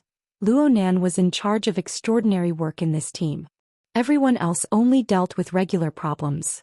It was enough to just give Luo Nan a reminder about the relevant matters. Bamboo Pole cut off the voice communication. Luo Nan scrubbed through the group chat records from last night as he scrubbed. He understood the details of the matter a step further. Bamboo Pole's introduction was very comprehensive. There wasn't much to say about the situation back then. Instead, it was the various social media channels that made things a bit more lively. Many people in the media, social activists, and public figures had already caught a glimpse of the opportunities within. They began to sing one after the other. Luo Nan hastily flipped through a few articles. He could see that Bamboo Pole, this crazy forwarding demon, had lost interest in similar information. From the wee hours of the morning until breakfast time, the mainstream of information had already changed to nutrition products. Luo Nan casually clicked open a dozen or so videos. Yes, they were indeed very pleasing to the eye. Let's just treat it as a massage for his brain that had been consuming a lot lately. Luo doing he needed. Luo he needed to. Luo needed. He needed. Luo. Inaz. Luo Nan as long as he said. He said, bamboo that the said. Luo Nan. Luo clan song. He said, he saying as the saying he as he saying. As he. This was the value of a data specialist. However, it was often at this time that Luo Nan couldn't help but criticize his own subtle attitude and actions. How depraved. Luo Nan, who was already seated at the dining table, let out a sigh. Breakfast isn't good? Madame Luo Shuqing, who had just urged the AI butler to complete the breakfast task, was at a sensitive moment. It's okay. Luo Nan said truthfully, The downloaded module is worth the money. Mo Pring immediately looked at him with admiration. This morning there were only 3 of them at the dining table. Professor Mo Haihang, who was usually in charge of the kitchen, had gone straight to work after yesterday's birthday party because he was working overtime. Moya and Rui Wen kept their word and stayed in the recording studio for the whole night. With half of the people gone, the atmosphere around the table was indeed a little quieter, but that was as far as it went. Don't talk so much if you don't have anything to say. Take care of your voice. All right. Luo Nan subconsciously dug at the slightly protruding Adam's apple on his neck. Speaking of which, his voice had been growing hoarser and hoarser these past few days. He had clearly entered the stage of voice change. Luo Nan's uncle and aunt let out visible sighs of relief following this change. Though they didn't say anything in the past 2 years, they still cared a bit about Luo Nan's puberty, which was clearly lagging behind his peers. As a result, Luo Nan returned to his normal family life in late May. Small details like his voice change, his beard and so on became increasingly clear. It might be related to his delayed puberty, though the reverse stimulation of the magneto-optical mica and even the grooming and adjustment of the perfect body might have played a larger role. Yep, it was puberty. His instincts. A bit of depravity was definitely due to the need to conform to the instincts of living beings that evolved over millions and millions of years. While Luo Nan's mind was spinning with all sorts of messy thoughts, his aunt picked up another call. It should be from Moya. Luo Nan didn't mind. He just subconsciously opened the new link that Bamboo Pole sent. Only this time it wasn't those snow-white colors and soft and smooth curves. Instead, it was replaced with a set of relatively abstract characters and symbols. It looked like it was a random drawing of the mood, equals or is not equal to. Is it really that hard to get the answer? The accompanying picture was that of a city plaza that was brilliantly lit. Luo Nan's mind spent approximately 3 seconds before he was able to switch channels. But he became confused because of the meaning behind this rather obscure description. The source of the message came from an extremely popular image-sharing social media. Luo Nan subconsciously looked towards the upper left corner of the image. It was a rather familiar avatar. It was so familiar that it made him even more confused. And at this time, Octopus popped up in the group chat. This is Shui Yuan, right? The big sister captain of BT? That's right, she's the captain. You can call her housekeeper. What the hell is big sister captain? Bamboo Pole, who forwarded the message, immediately retorted. It had to be said that Luo Nan was the only one who intersected with the BHD circle in Xia City. Cat eyes could be counted as well, but this sister was very clear about the distinction between the mortal world and the inner world. Luo Nan and Dal Baiyu were closer in age within the BHD trio. Baiyu was the one who got familiar with people. Everyone would occasionally chat online, so she was the closest of the 3. Next was Clara. Luo Nan had encountered and solved 2 of her troubles in a row. It was hard not to have any impression of her. Comparatively speaking, Luo Nan and Shui Yuan were the least familiar. However, last time at Aurora Cloud City, the BHD trio had performed at the New Year's Eve event. Bamboo Pole saw it. He liked Shui Yuan the most, so he specifically followed her social media account. Shui Yuan was a fitness expert. She often shared fitness photos and videos on her social media account. Therefore, every time Bamboo Pole forwarded a link to his friend circle, there would often be Shui Yuan's work. It was quite pleasing to the eye. Luo Nan was certain. But this time it was clearly different. Is she alluding to the aberration infection? Qin Ikuan, who had intersected with the BHD trio in the past, came out of his lurking state. She should be talking about the missing migration. Octopus analyzed. The picture of the municipal plaza speaks volumes. Even if she wasn't, the public believed that she was at such a sensitive time. Sporadic curses could already be seen in the comments section. This was because Shui Yuan herself was a little transparent among the artists. Even though the team had improved over the past half year, they had only risen from a group that could be cut off at any time to a marginalized group that needed to crazily rush shows in order to barely support their operating expenses. But no matter what was said, a public figure was a public figure. It didn't matter what standpoint one stood in the entertainment circle. Getting involved in this matter was truly a high risk. There was no need to do so. Luo Nan furrowed his brows. He saw that the discussion in the group was more or less the same as what he was thinking, so he didn't post any more opinions. The company that Moya worked at might have some idiots, but they still had basic qualities. Perhaps it wouldn't be long before the company deleted Shui Yuan's post. Of course, it would be better if Luo Nan deleted it himself. As a friend, Luo Nan sent a message to Bai Yu, asking her to remind her captain. After sending the message, Bai Yu instantly replied with a dumbstruck emoji. Then she didn't say anything else. She probably went to remind Captain to deal with the matter over there. In the end, this was just a small matter. Luo Nan didn't pay too much attention to it. He continued to eat his meal in silence. At the same time, he split off a strand of his mind to continue to verify the various details of the external nutrients in his body's digestive and circulatory systems. He was searching for the basis for his detailed thesis. Luo Nan. Mrs. Luo Shuqing spoke once more from the seat of honor. Luo Nan immediately raised his head. Generally speaking, when his aunt called him by his full name, it meant that she was either in a bad mood or there really was something going on. His aunt had just received a round of phone calls. Her brows were still furrowed. "You've been home these past few days. Won't you be delaying proper business?" Mrs. Luo Shuqing's tone was quite calm. "Proper business? The foundation you're talking about. It won't be delaying. Due to the recent rise in social authority of his entire family, the fact that Luo Nan was no longer a normal student, a normal person, could no longer be hidden from these close relatives of his small family. Luckily, Luo Nan's aunt's family had already passed the period of reaction to his current identity during these few days of seclusion.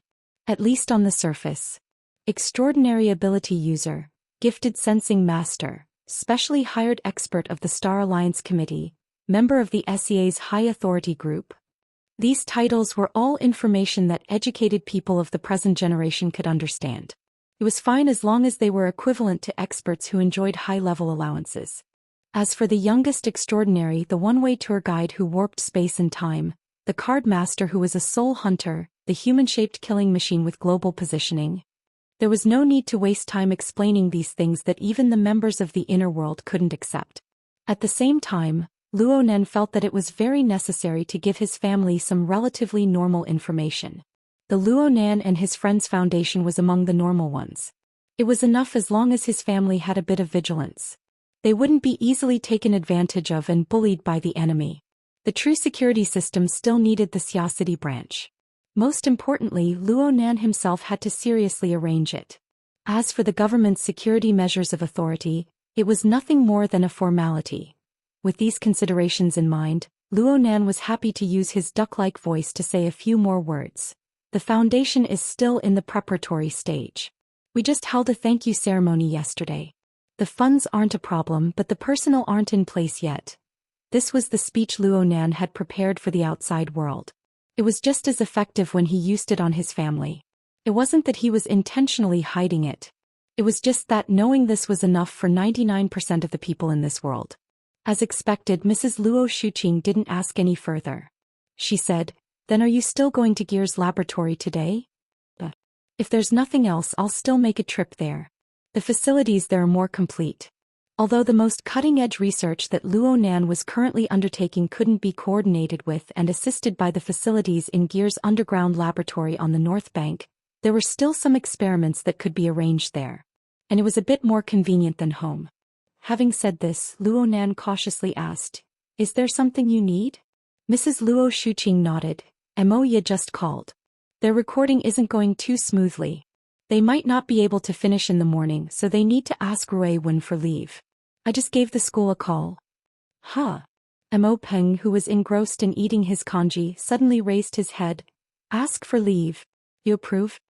Mrs. Luo Shuqing raised her wrist to look at her watch. She said unhappily, "Eat your food. You're already up late. If you keep dawdling, you don't want to go to school, right?" Mo Peng had a face full of grief and indignation. He turned his head to look at Luo Nan, hoping to obtain a bit of sympathy. A bit of consolation would be fine, but Luo Nan acted as if he didn't see it. Luckily, as an elder, Luo Nan felt that the atmosphere was a bit delicate when these words were spoken. He swallowed his reprimand and was silent for 2 seconds before speaking. Acumen College has been affected by the aberration infection. They're currently combing through their files. They're probably preparing for a rainy day. They're doing research on the children of vagrant families and the like. Luo Nan was startled. Ruiwen isn't a vagrant. I know. But the procedures for her show that she is.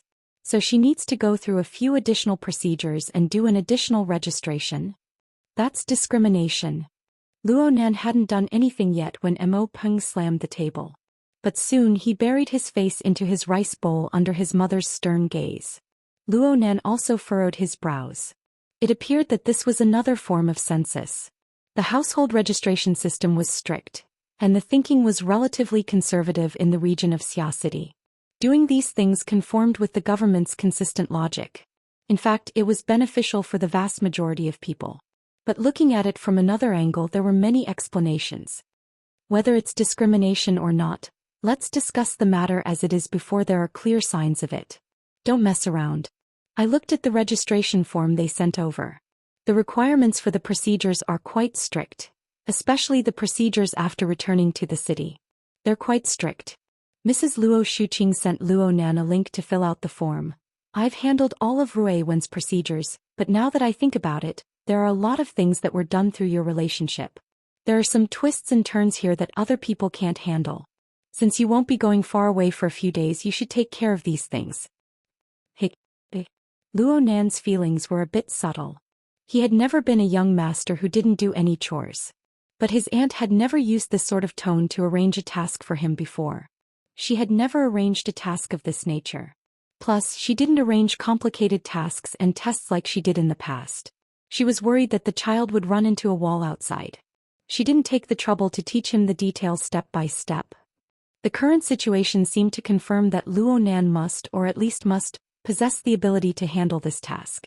Yes, it was just like the legendary workplace, the arrangement a boss made for his employees. Luonan suddenly discovered that in Mrs. Luo Shuqing's heart, this nephew of hers clearly had a change in status in the family. Especially when compared to the person next to him. What are you dilly-dallying for? Do you want me to ask for a leave of absence for your teacher? Mo Peng stomped his feet and walked away. Luonan would normally just bury his head in eating at this time. This was basically the case in the past. But today his aunt still had a belly full of words to say, and it was still related to Ruiwen. This school year is about to end. You've already taken a leave of absence, so I won't say much. But I need to say a few words to Ruiwen. Luonan raised his head. What's up with Ruiwen? The final exams are only a few days away. I checked Ruiwen's class results. It's terrible. She practically scored full marks on the final exams, but she would be persuaded to repeat a year. Huh. On one hand, there's a problem with her studies. On the other hand, she's been skipping class far too often. Especially in the past month or so. Luonan subconsciously avoided his aunt's gaze. Only he, her older brother, knew the best why Ruiwen was skipping class. The young girl spent the vast majority of her time wandering within the misty maze, searching for suitable planar processing materials for Luonan. Only Ruiwen's special ability allowed her to come and go freely within the boundless maze. In comparison, Luonan's detection activities in the tree-hole space could only be considered as statistics on a macroscopic level. If he wanted to do it in detail, on one hand he would consume too much computing power. On the other hand, he would be too close to the danger zone of the Sunwheel Extreme Prison. It would be very easy for him to create another incident like the Daydream Nightmare. It was impossible for him to explain such a thing to his aunt, so he could only pretend to be an ostrich. Fortunately, Madame Luo Shuqing was also mentally prepared for her nephew's half-hearted approach, so she did not probe further. She only said, I know that you have your own circle, and what you do are those so-called big things that are beyond common sense. I can't interfere in this aspect. No matter what, society is a big classroom. You'll more or less make some progress if you've been in it for a long time. You've made a lot of progress, I admit. The question is, where is Ruiwen? Chapter 1109. What should he do about Ruiwen? Luonan flipped through Ruiwen's transcripts, the teacher evaluations, and a series of materials that included psychological research and judgment. The teaching work of Acumen College was quite excellent. The relevant materials and evaluations were quite solid and reliable. And the more reliable they were, the clearer the problems highlighted above became. Taciturn, unsociable, erratic, often absent-minded, excessively cold and heartless. In the eyes of these teachers, Ruiwen was undoubtedly a problematic young girl. She was a poor student who would find it hard to complete her studies normally. The only good thing about her was that she wouldn't cause trouble for others. But this way the problems on the psychological level would become more and more serious. Oh, the problems definitely exist. But they might not be to the extent described above. Luo Nan thought for a bit and then he gave his aunt some peace of mind. Rui Wen is still a bit alienated from the school environment. The teachers are only looking at her appearance. They don't know Rui Wen's actual situation. But we have a plan in our hearts. Mrs. Luo Shuqing shot him a glance. You have a plan? Of course.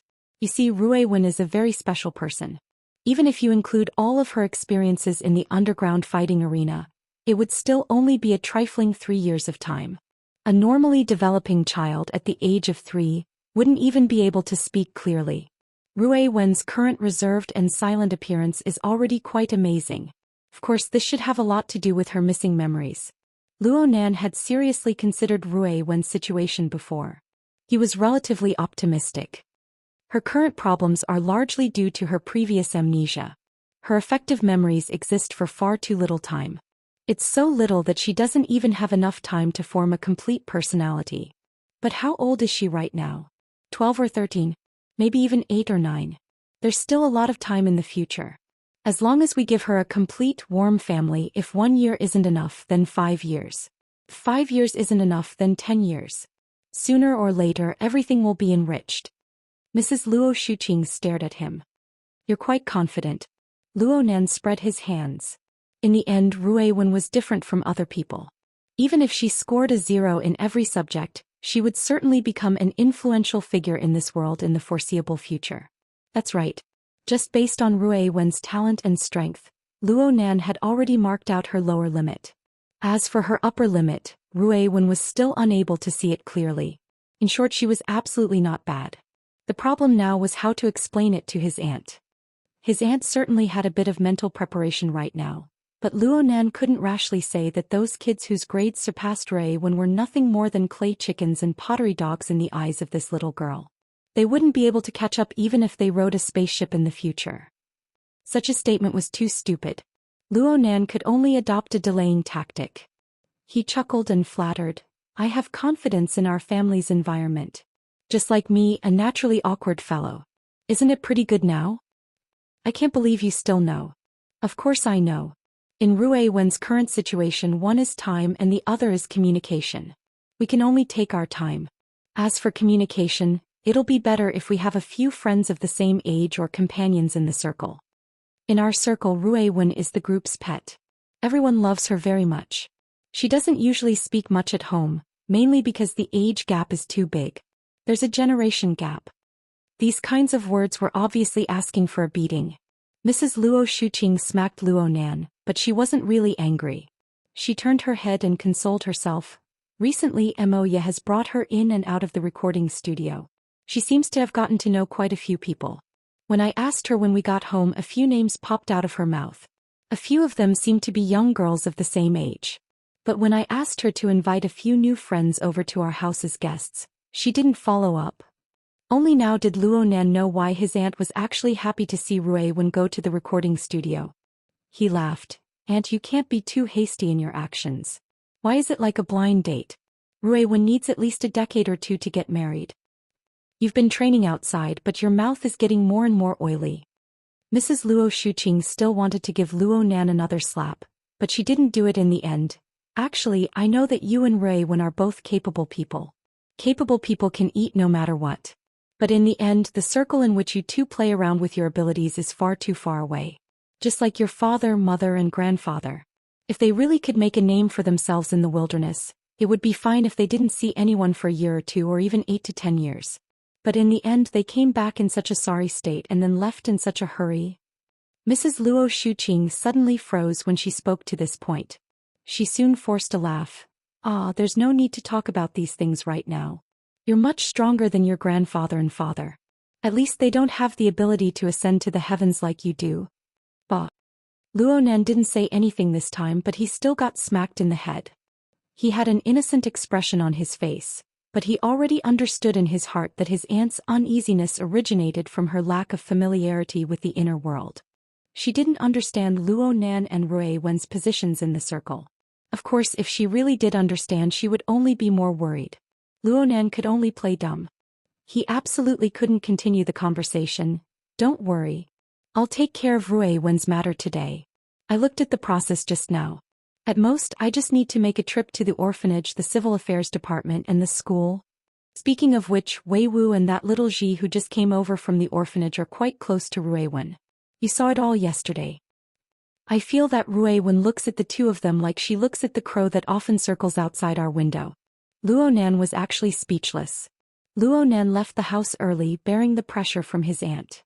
Okay, it was impossible for him to just run over to the administrative window to do the procedures. After all, he was a boss now. Okay, he was completely unfamiliar with the relevant procedures. Plus, he was still a minor. He wouldn't be able to do anything even if he went. Actually, he was just a second in command. Before he left the house, he had already passed the requirements for completing the procedures to Bamboo Pole.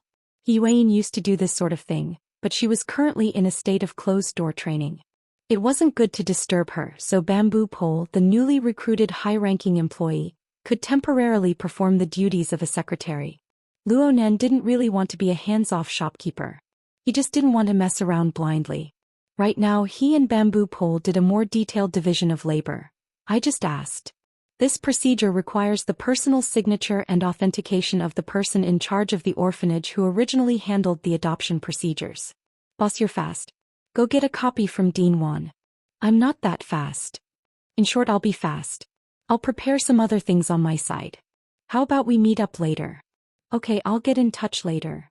Luonan arranged a time and place with Bamboo Pole, and then he strolled leisurely toward the Orchid Town's orphanage in the faraway Forest Wall district. Don't look at the one-way tour guide rumbling in the inner world right now. Luonan knew that he wasn't a genius like Rui Wen. A large amount of energy would inevitably be consumed in order to realize mid to long distance teleportation. It would also cause a large commotion. It wasn't that he couldn't do it, it was just that it wasn't necessary in his daily life. Especially in the domain of Xia City, where President Ouyang's psychic wave network covered the entire city. In a certain sense, this was the extension of his extraordinary domain. President Ouyang probably wouldn't mind if Luonan were to teleport here, but the pressure on the psychic wave network would be too great. Not to mention that he would be alarmed 3 times a day. He was afraid that the personnel on duty would become numb to it. If something really did happen later, he might have to reenact the stupid show of The Boy Who Cried Wolf. Luonan only had one option left if he didn't borrow the centipede, public transport, or any other traditional means of transportation at this time. Run. At first, Luonan's walking speed was about the same as a normal young man's. Once he left the community and reached the streets, his speed grew faster and faster. This speed wasn't just simply running. In fact, in the eyes of other passers-by, Luonan was clearly a student, yet he was strolling leisurely. He was a young man with nothing to do. At least this was how Luonan appeared in their eyes. But once their attention was diverted, they would form a blind spot. They would never see this idle young man again. Luonan would never appear in their field of vision a second time. Luonan moved within the blind spot of people's attention. He borrowed the buildings, the trees on the street, and other obstacles to avoid the surveillance cameras that were practically everywhere in the modern city. He gradually accelerated until he displayed a speed that exceeded the imagination of normal people. This was the city-fast stealth technique that Red Fox had imparted to him. Right now, Luonan might not be able to use it as skillfully and freely as Red Fox. But through his incomparable perceptual ability, he could display a nearly prophetic judgment ability in such a complex environment. He could determine the limited number of points he needed to step on next, even though he was separated by a street block. From the edge of the building that was several hundred meters tall to the center of the street that was surging with people. Perhaps this included the fire escape passageway of some office building. Due to the limitations of the surveillance system, there were only a few dozen points that could be used in a street that was several hundred meters long. And because of the movement of the stream of people, these points were still rapidly changing. Even with Luonan's current ability, he needed to go all out to speed along this special private highway. From his physical strength to his calculation power, he needed to mobilize and operate them all. He couldn't afford the slightest mistake. From Luonan's perspective, there was no more effective method of morning training than this. He urged his body and brain to move with all his might, slowly melting away his original limits. He formed a more detailed communication with the magnetic optical mica. Through a perspective that didn't belong to humans, he observed and analyzed these changes. He researched and even experimented with more possibilities for development. Luonan was even able to feel the control lines of the magnetic optical mica slicing up the structure of his body and soul. There was also a certain subtle magnetization effect. This made every second different from the last. Perhaps everyone was like this in essence, but people like Luonan who possessed a distinct trend of optimization were few and far in between. With this speed, I should be able to reach the orphanage in approximately 40 minutes. But after I reach the Western District, I'll switch to the 100-knot bug. It will actually be faster. Luonan calmly evaluated and chose his route. Right now, he was gliding from the middle section of an office building to an unmanned platform a few dozen meters away. And at this time, Bamboo Pole made a call. Let me add another piece of information. There are some procedures that require Rui Wen to personally verify. Fortunately, she doesn't need to personally be present. But some real-time communication is still necessary. She's with Moya. I'm going to see if their recording is finished. Luonan landed safely. He took the opportunity to do a roll to eliminate the force of impact and reduce his speed to a normal level. He entered the building from the platform. He sat on the railing of the fire escape stairs and slid down like a slide. During this time, he made a call to Moya. What's the situation on your side? She casually hasn't returned home for 10 days to half a month. What's the situation with her making a punitive expedition?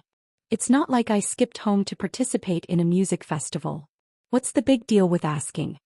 After the brother and sister stab each other in the back, they both understood that the focal point of the issue was Rui Wen.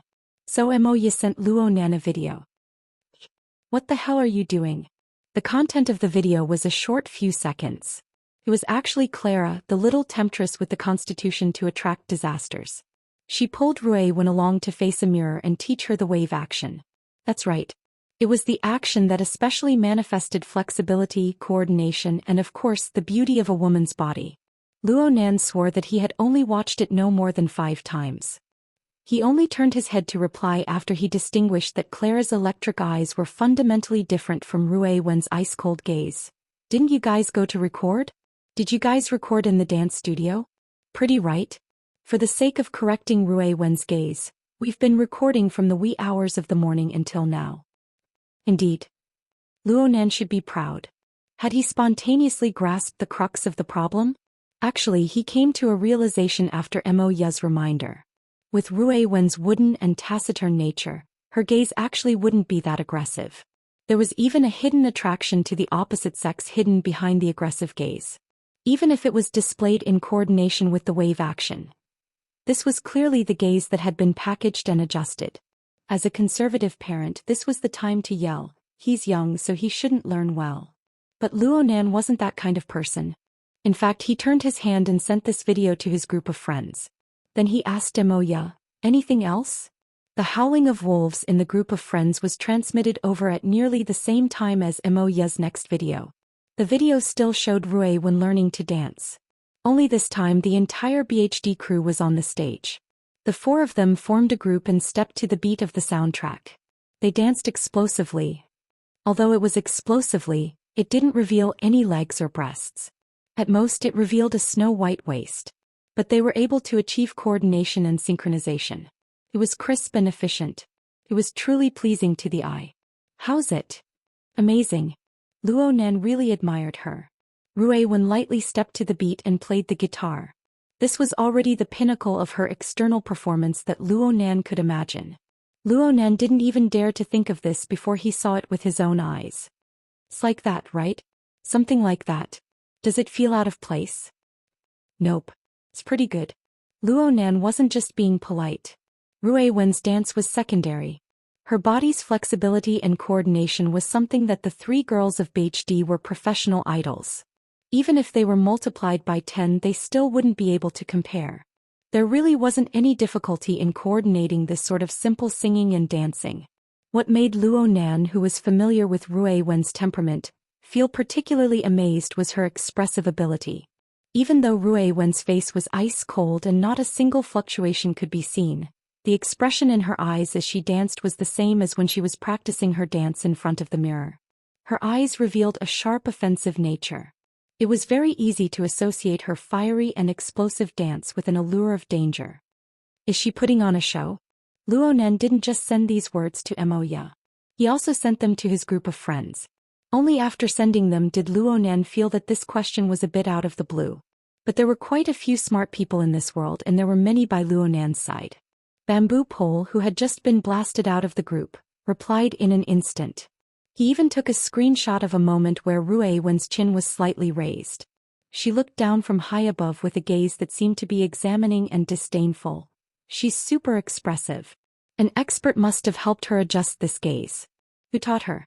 Through Bamboo Pole's explanation, Luonan confirmed a step further that his conjecture wasn't wrong. In essence, Rue Wen was indeed a highly dangerous and aloof existence.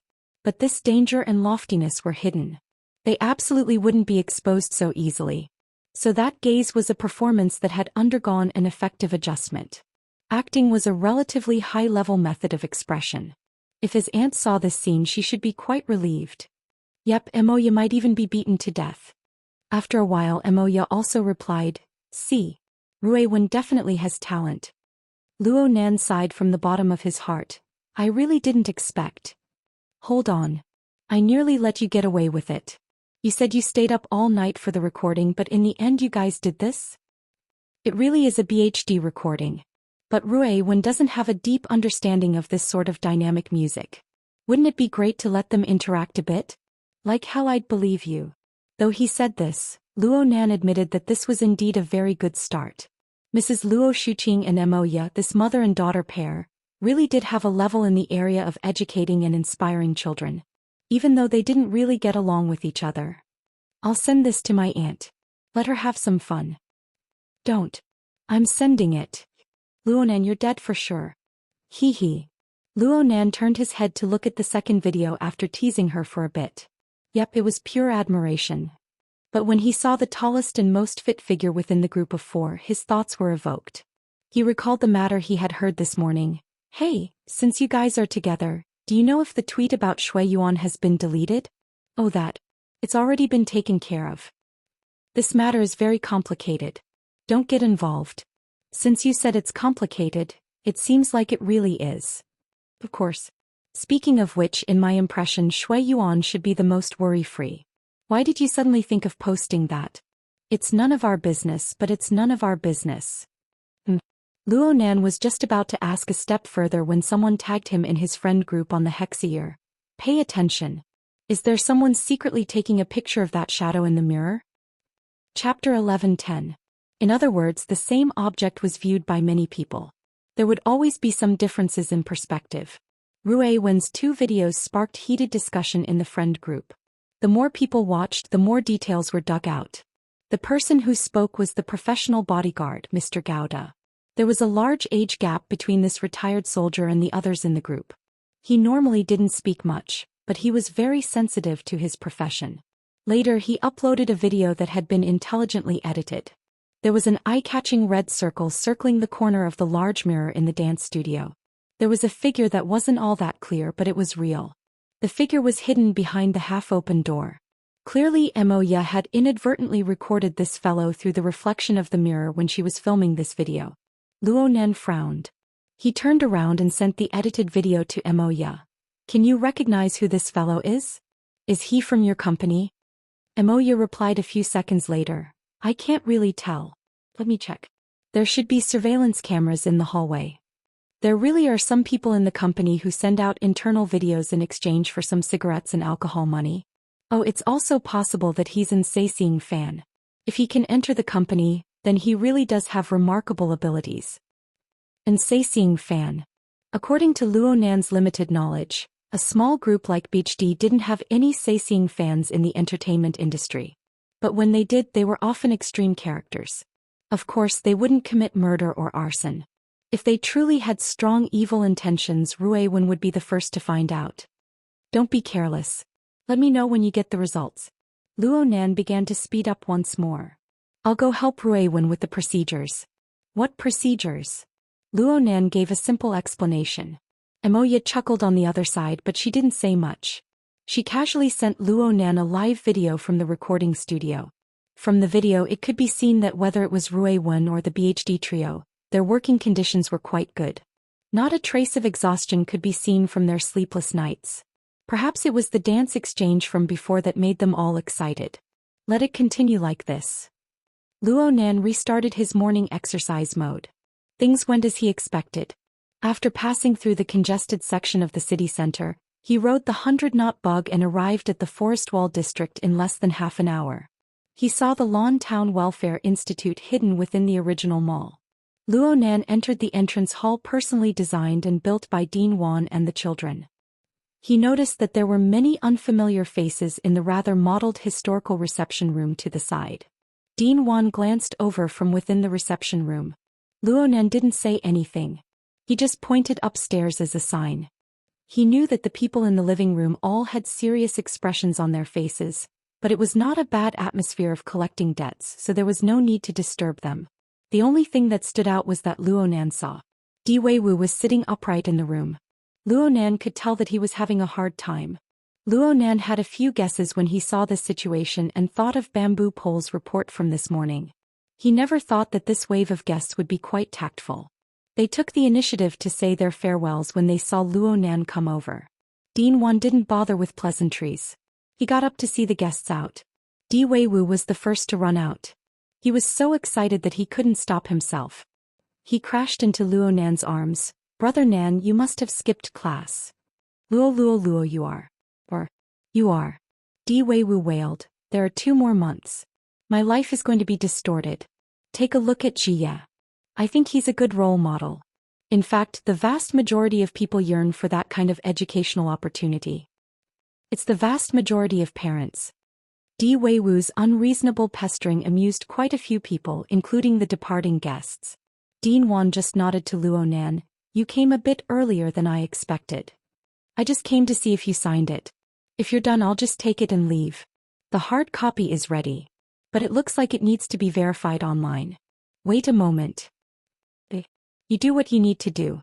I'll give this kid Weiwu a lesson first." There was nothing wrong with this conversation, but the guests who were about to leave were a bit more sensitive. Someone asked, "Online signature? Do you need to go through the vagrant adoption procedures?" A relatively young woman stopped and revealed a smile to Luo Nan. "Classmate. You came by yourself to get the procedures? You're so amazing. Are you also a vagrant?" It had been a long time since someone had spoken to Luo Nan like this. The corners of his eyes twitched subconsciously. Yes, it must be because of his voice-changing period. Also, his chin had begun to grow a bit of a beard over the past few days. His face still looked too tender. Luo Nan had a good temper. He just laughed and shook his head. "I'm not." Then he led Di Weiwu upstairs. The little fellow was pulled away, but he still turned his head to back up the conversation. "Brother Nan isn't a vagrant, but he takes good care of me." The woman didn't stop him. She just turned her head to speak to Dean Wan. "Mr. Dean, we aren't forcing the hospital to do anything. We just hope that everyone can assist us and do some thoughtful work. We want a child like Weiwu to get online and find his family. He won't have any regrets in life. We will also pay great attention to the privacy of the relevant personnel." What's online? Luo Nan had some doubts in his mind. He asked Di Weiwu, but he was afraid that the little fellow wouldn't be able to explain it clearly. He simply threw this question into his friend group. The friend group has almost become a work group these days. Bamboo Pole's ridicule was completely unconvincing in front of the nutritional products he forwarded. But this didn't stop him from doing proper business. He was still the first one to provide effective information. "I was just about to report to you, boss. Right now, the organization level of Xia City's protest group is clearly on the rise. And there's a phenomenon of connecting with other cities. Internet Explorer is one of the most important symbols." This thing sounds familiar. Octopus popped his head out and interrupted. "I think I've seen it somewhere before." "If you've seen it before, then it means that you've been to the Vagrant Exchange quite a bit. And you've messed with their internal network quite a bit." Meow. Octopus's voice was a bit messed up. Luo Nan also frowned. He had seriously researched the Vagrant Exchange a while ago. The question bank. He really didn't see any relevant information. What's this website used for? It's probably equivalent to a platform for finding people. Bamboo Pole began to send screenshots to the group. In the beginning, Online Wanderer was a social networking function module placed on the Vagrant Exchange's intranet. It was probably a reaction against the mainstream secrecy. But the response wasn't that great. After all, very few people would take unnecessary actions after accepting the Vagrant Exchange's unique private credit system. I don't know when it started, but someone borrowed the function of this module to develop a fill-in-the-blank game. It's probably about uploading basic information about a person and their family. Then it was continuously expanded and perfected to form a relatively complete relationship and social network. Of course, this was done at the cost of exposing other people's privacy. Then perhaps because there were too many blanks in the fill-in-the-blanks game, the more people filled in the blanks, the more difficult the game became. It seemed to be proof that a lot of unknown missing people had appeared among the vagrants who returned to the city, which aroused the interest and suspicion of many people. Gradually the case started to spread. Recently, someone in whose city has launched an activity. They encourage all vagrants to upload information related to themselves and their relatives. This is to form a relatively complete network of relationships so as to fully reveal the blanks in the network. Clearly this wind has blown to Xia City. Octopus chuckled, the legendary missing immigrants and vanishing relocation. Luonan didn't know if Octopus remembered the conversation on the platform yesterday. Luonan looked at Di Weiwu and decided to let this kid go for now. After Luonan let Di Weiwu go, he replied in the group and asked, "Whose city?" Bamboo Pole responded, "Xia City should be fine. There are some cities inland. Don't doubt that I'm talking about whose city. They did some bad things in the past and now they're rebounding quite fiercely. From what I remember, it seems like that branch president is quite close to headquarters." As for what his name was, Luonan really couldn't think of it for the time being. Gao Wenfu. Red Fox suddenly popped up. It was a simple reply, but it sounded like he was chewing on ice shards. "Is he your enemy?" Papercut followed closely and asked in passing. "I don't have the qualifications to become enemies with him. Otherwise I wouldn't have made it to Xia City alive." Red Fox spoke calmly. "However, this person is undoubtedly the leader of whose city. He has thousands upon thousands of disciples, and disciples. His influence radiates far and wide. You might have clashed with him that time." "I understand." Luonan thought for a moment. He didn't have a deep impression of this person. Red Fox must have participated in the summit that day, but he didn't sit in the core circle. Octopus suddenly had a strange thought. They all have the surname Gao. Celestial Master Gao and Brother Gao. Are you related to them? "They're out of my league." Gaoda's answer was very simple. Dean Wan had already sent off the guests at this time. He came up to help Luonan complete the signing and authentication procedures. Though it was complicated, it didn't take much time. Luonan took the opportunity to ask about the origins of the guests. Sure enough, they came from the vagrant camp in the Trigate district. They even specially hired a very famous social activist.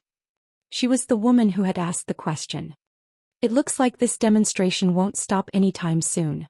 They can't be going door to door to check the vagrants who have entered the adoption process, right?"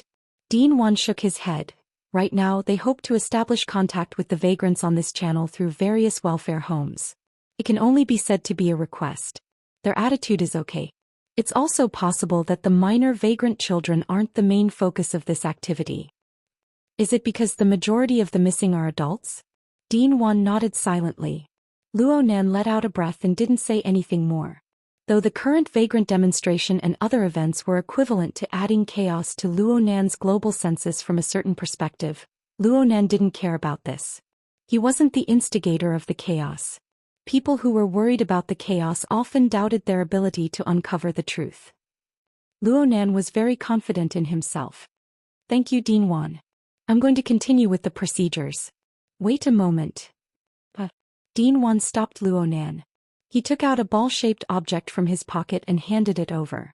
This little toy was a bit like the incense basket used in ancient times for incense. It was perfectly round and its surface was a hollow structure. It was extremely detailed, but there weren't many patterns that could be discerned. The veined patterns were relatively abstract. Luonan couldn't see the material. He held it in his hand and pinched it. It was quite hard, but the luster of its surface structure made it seem like it would break easily. "What's this?"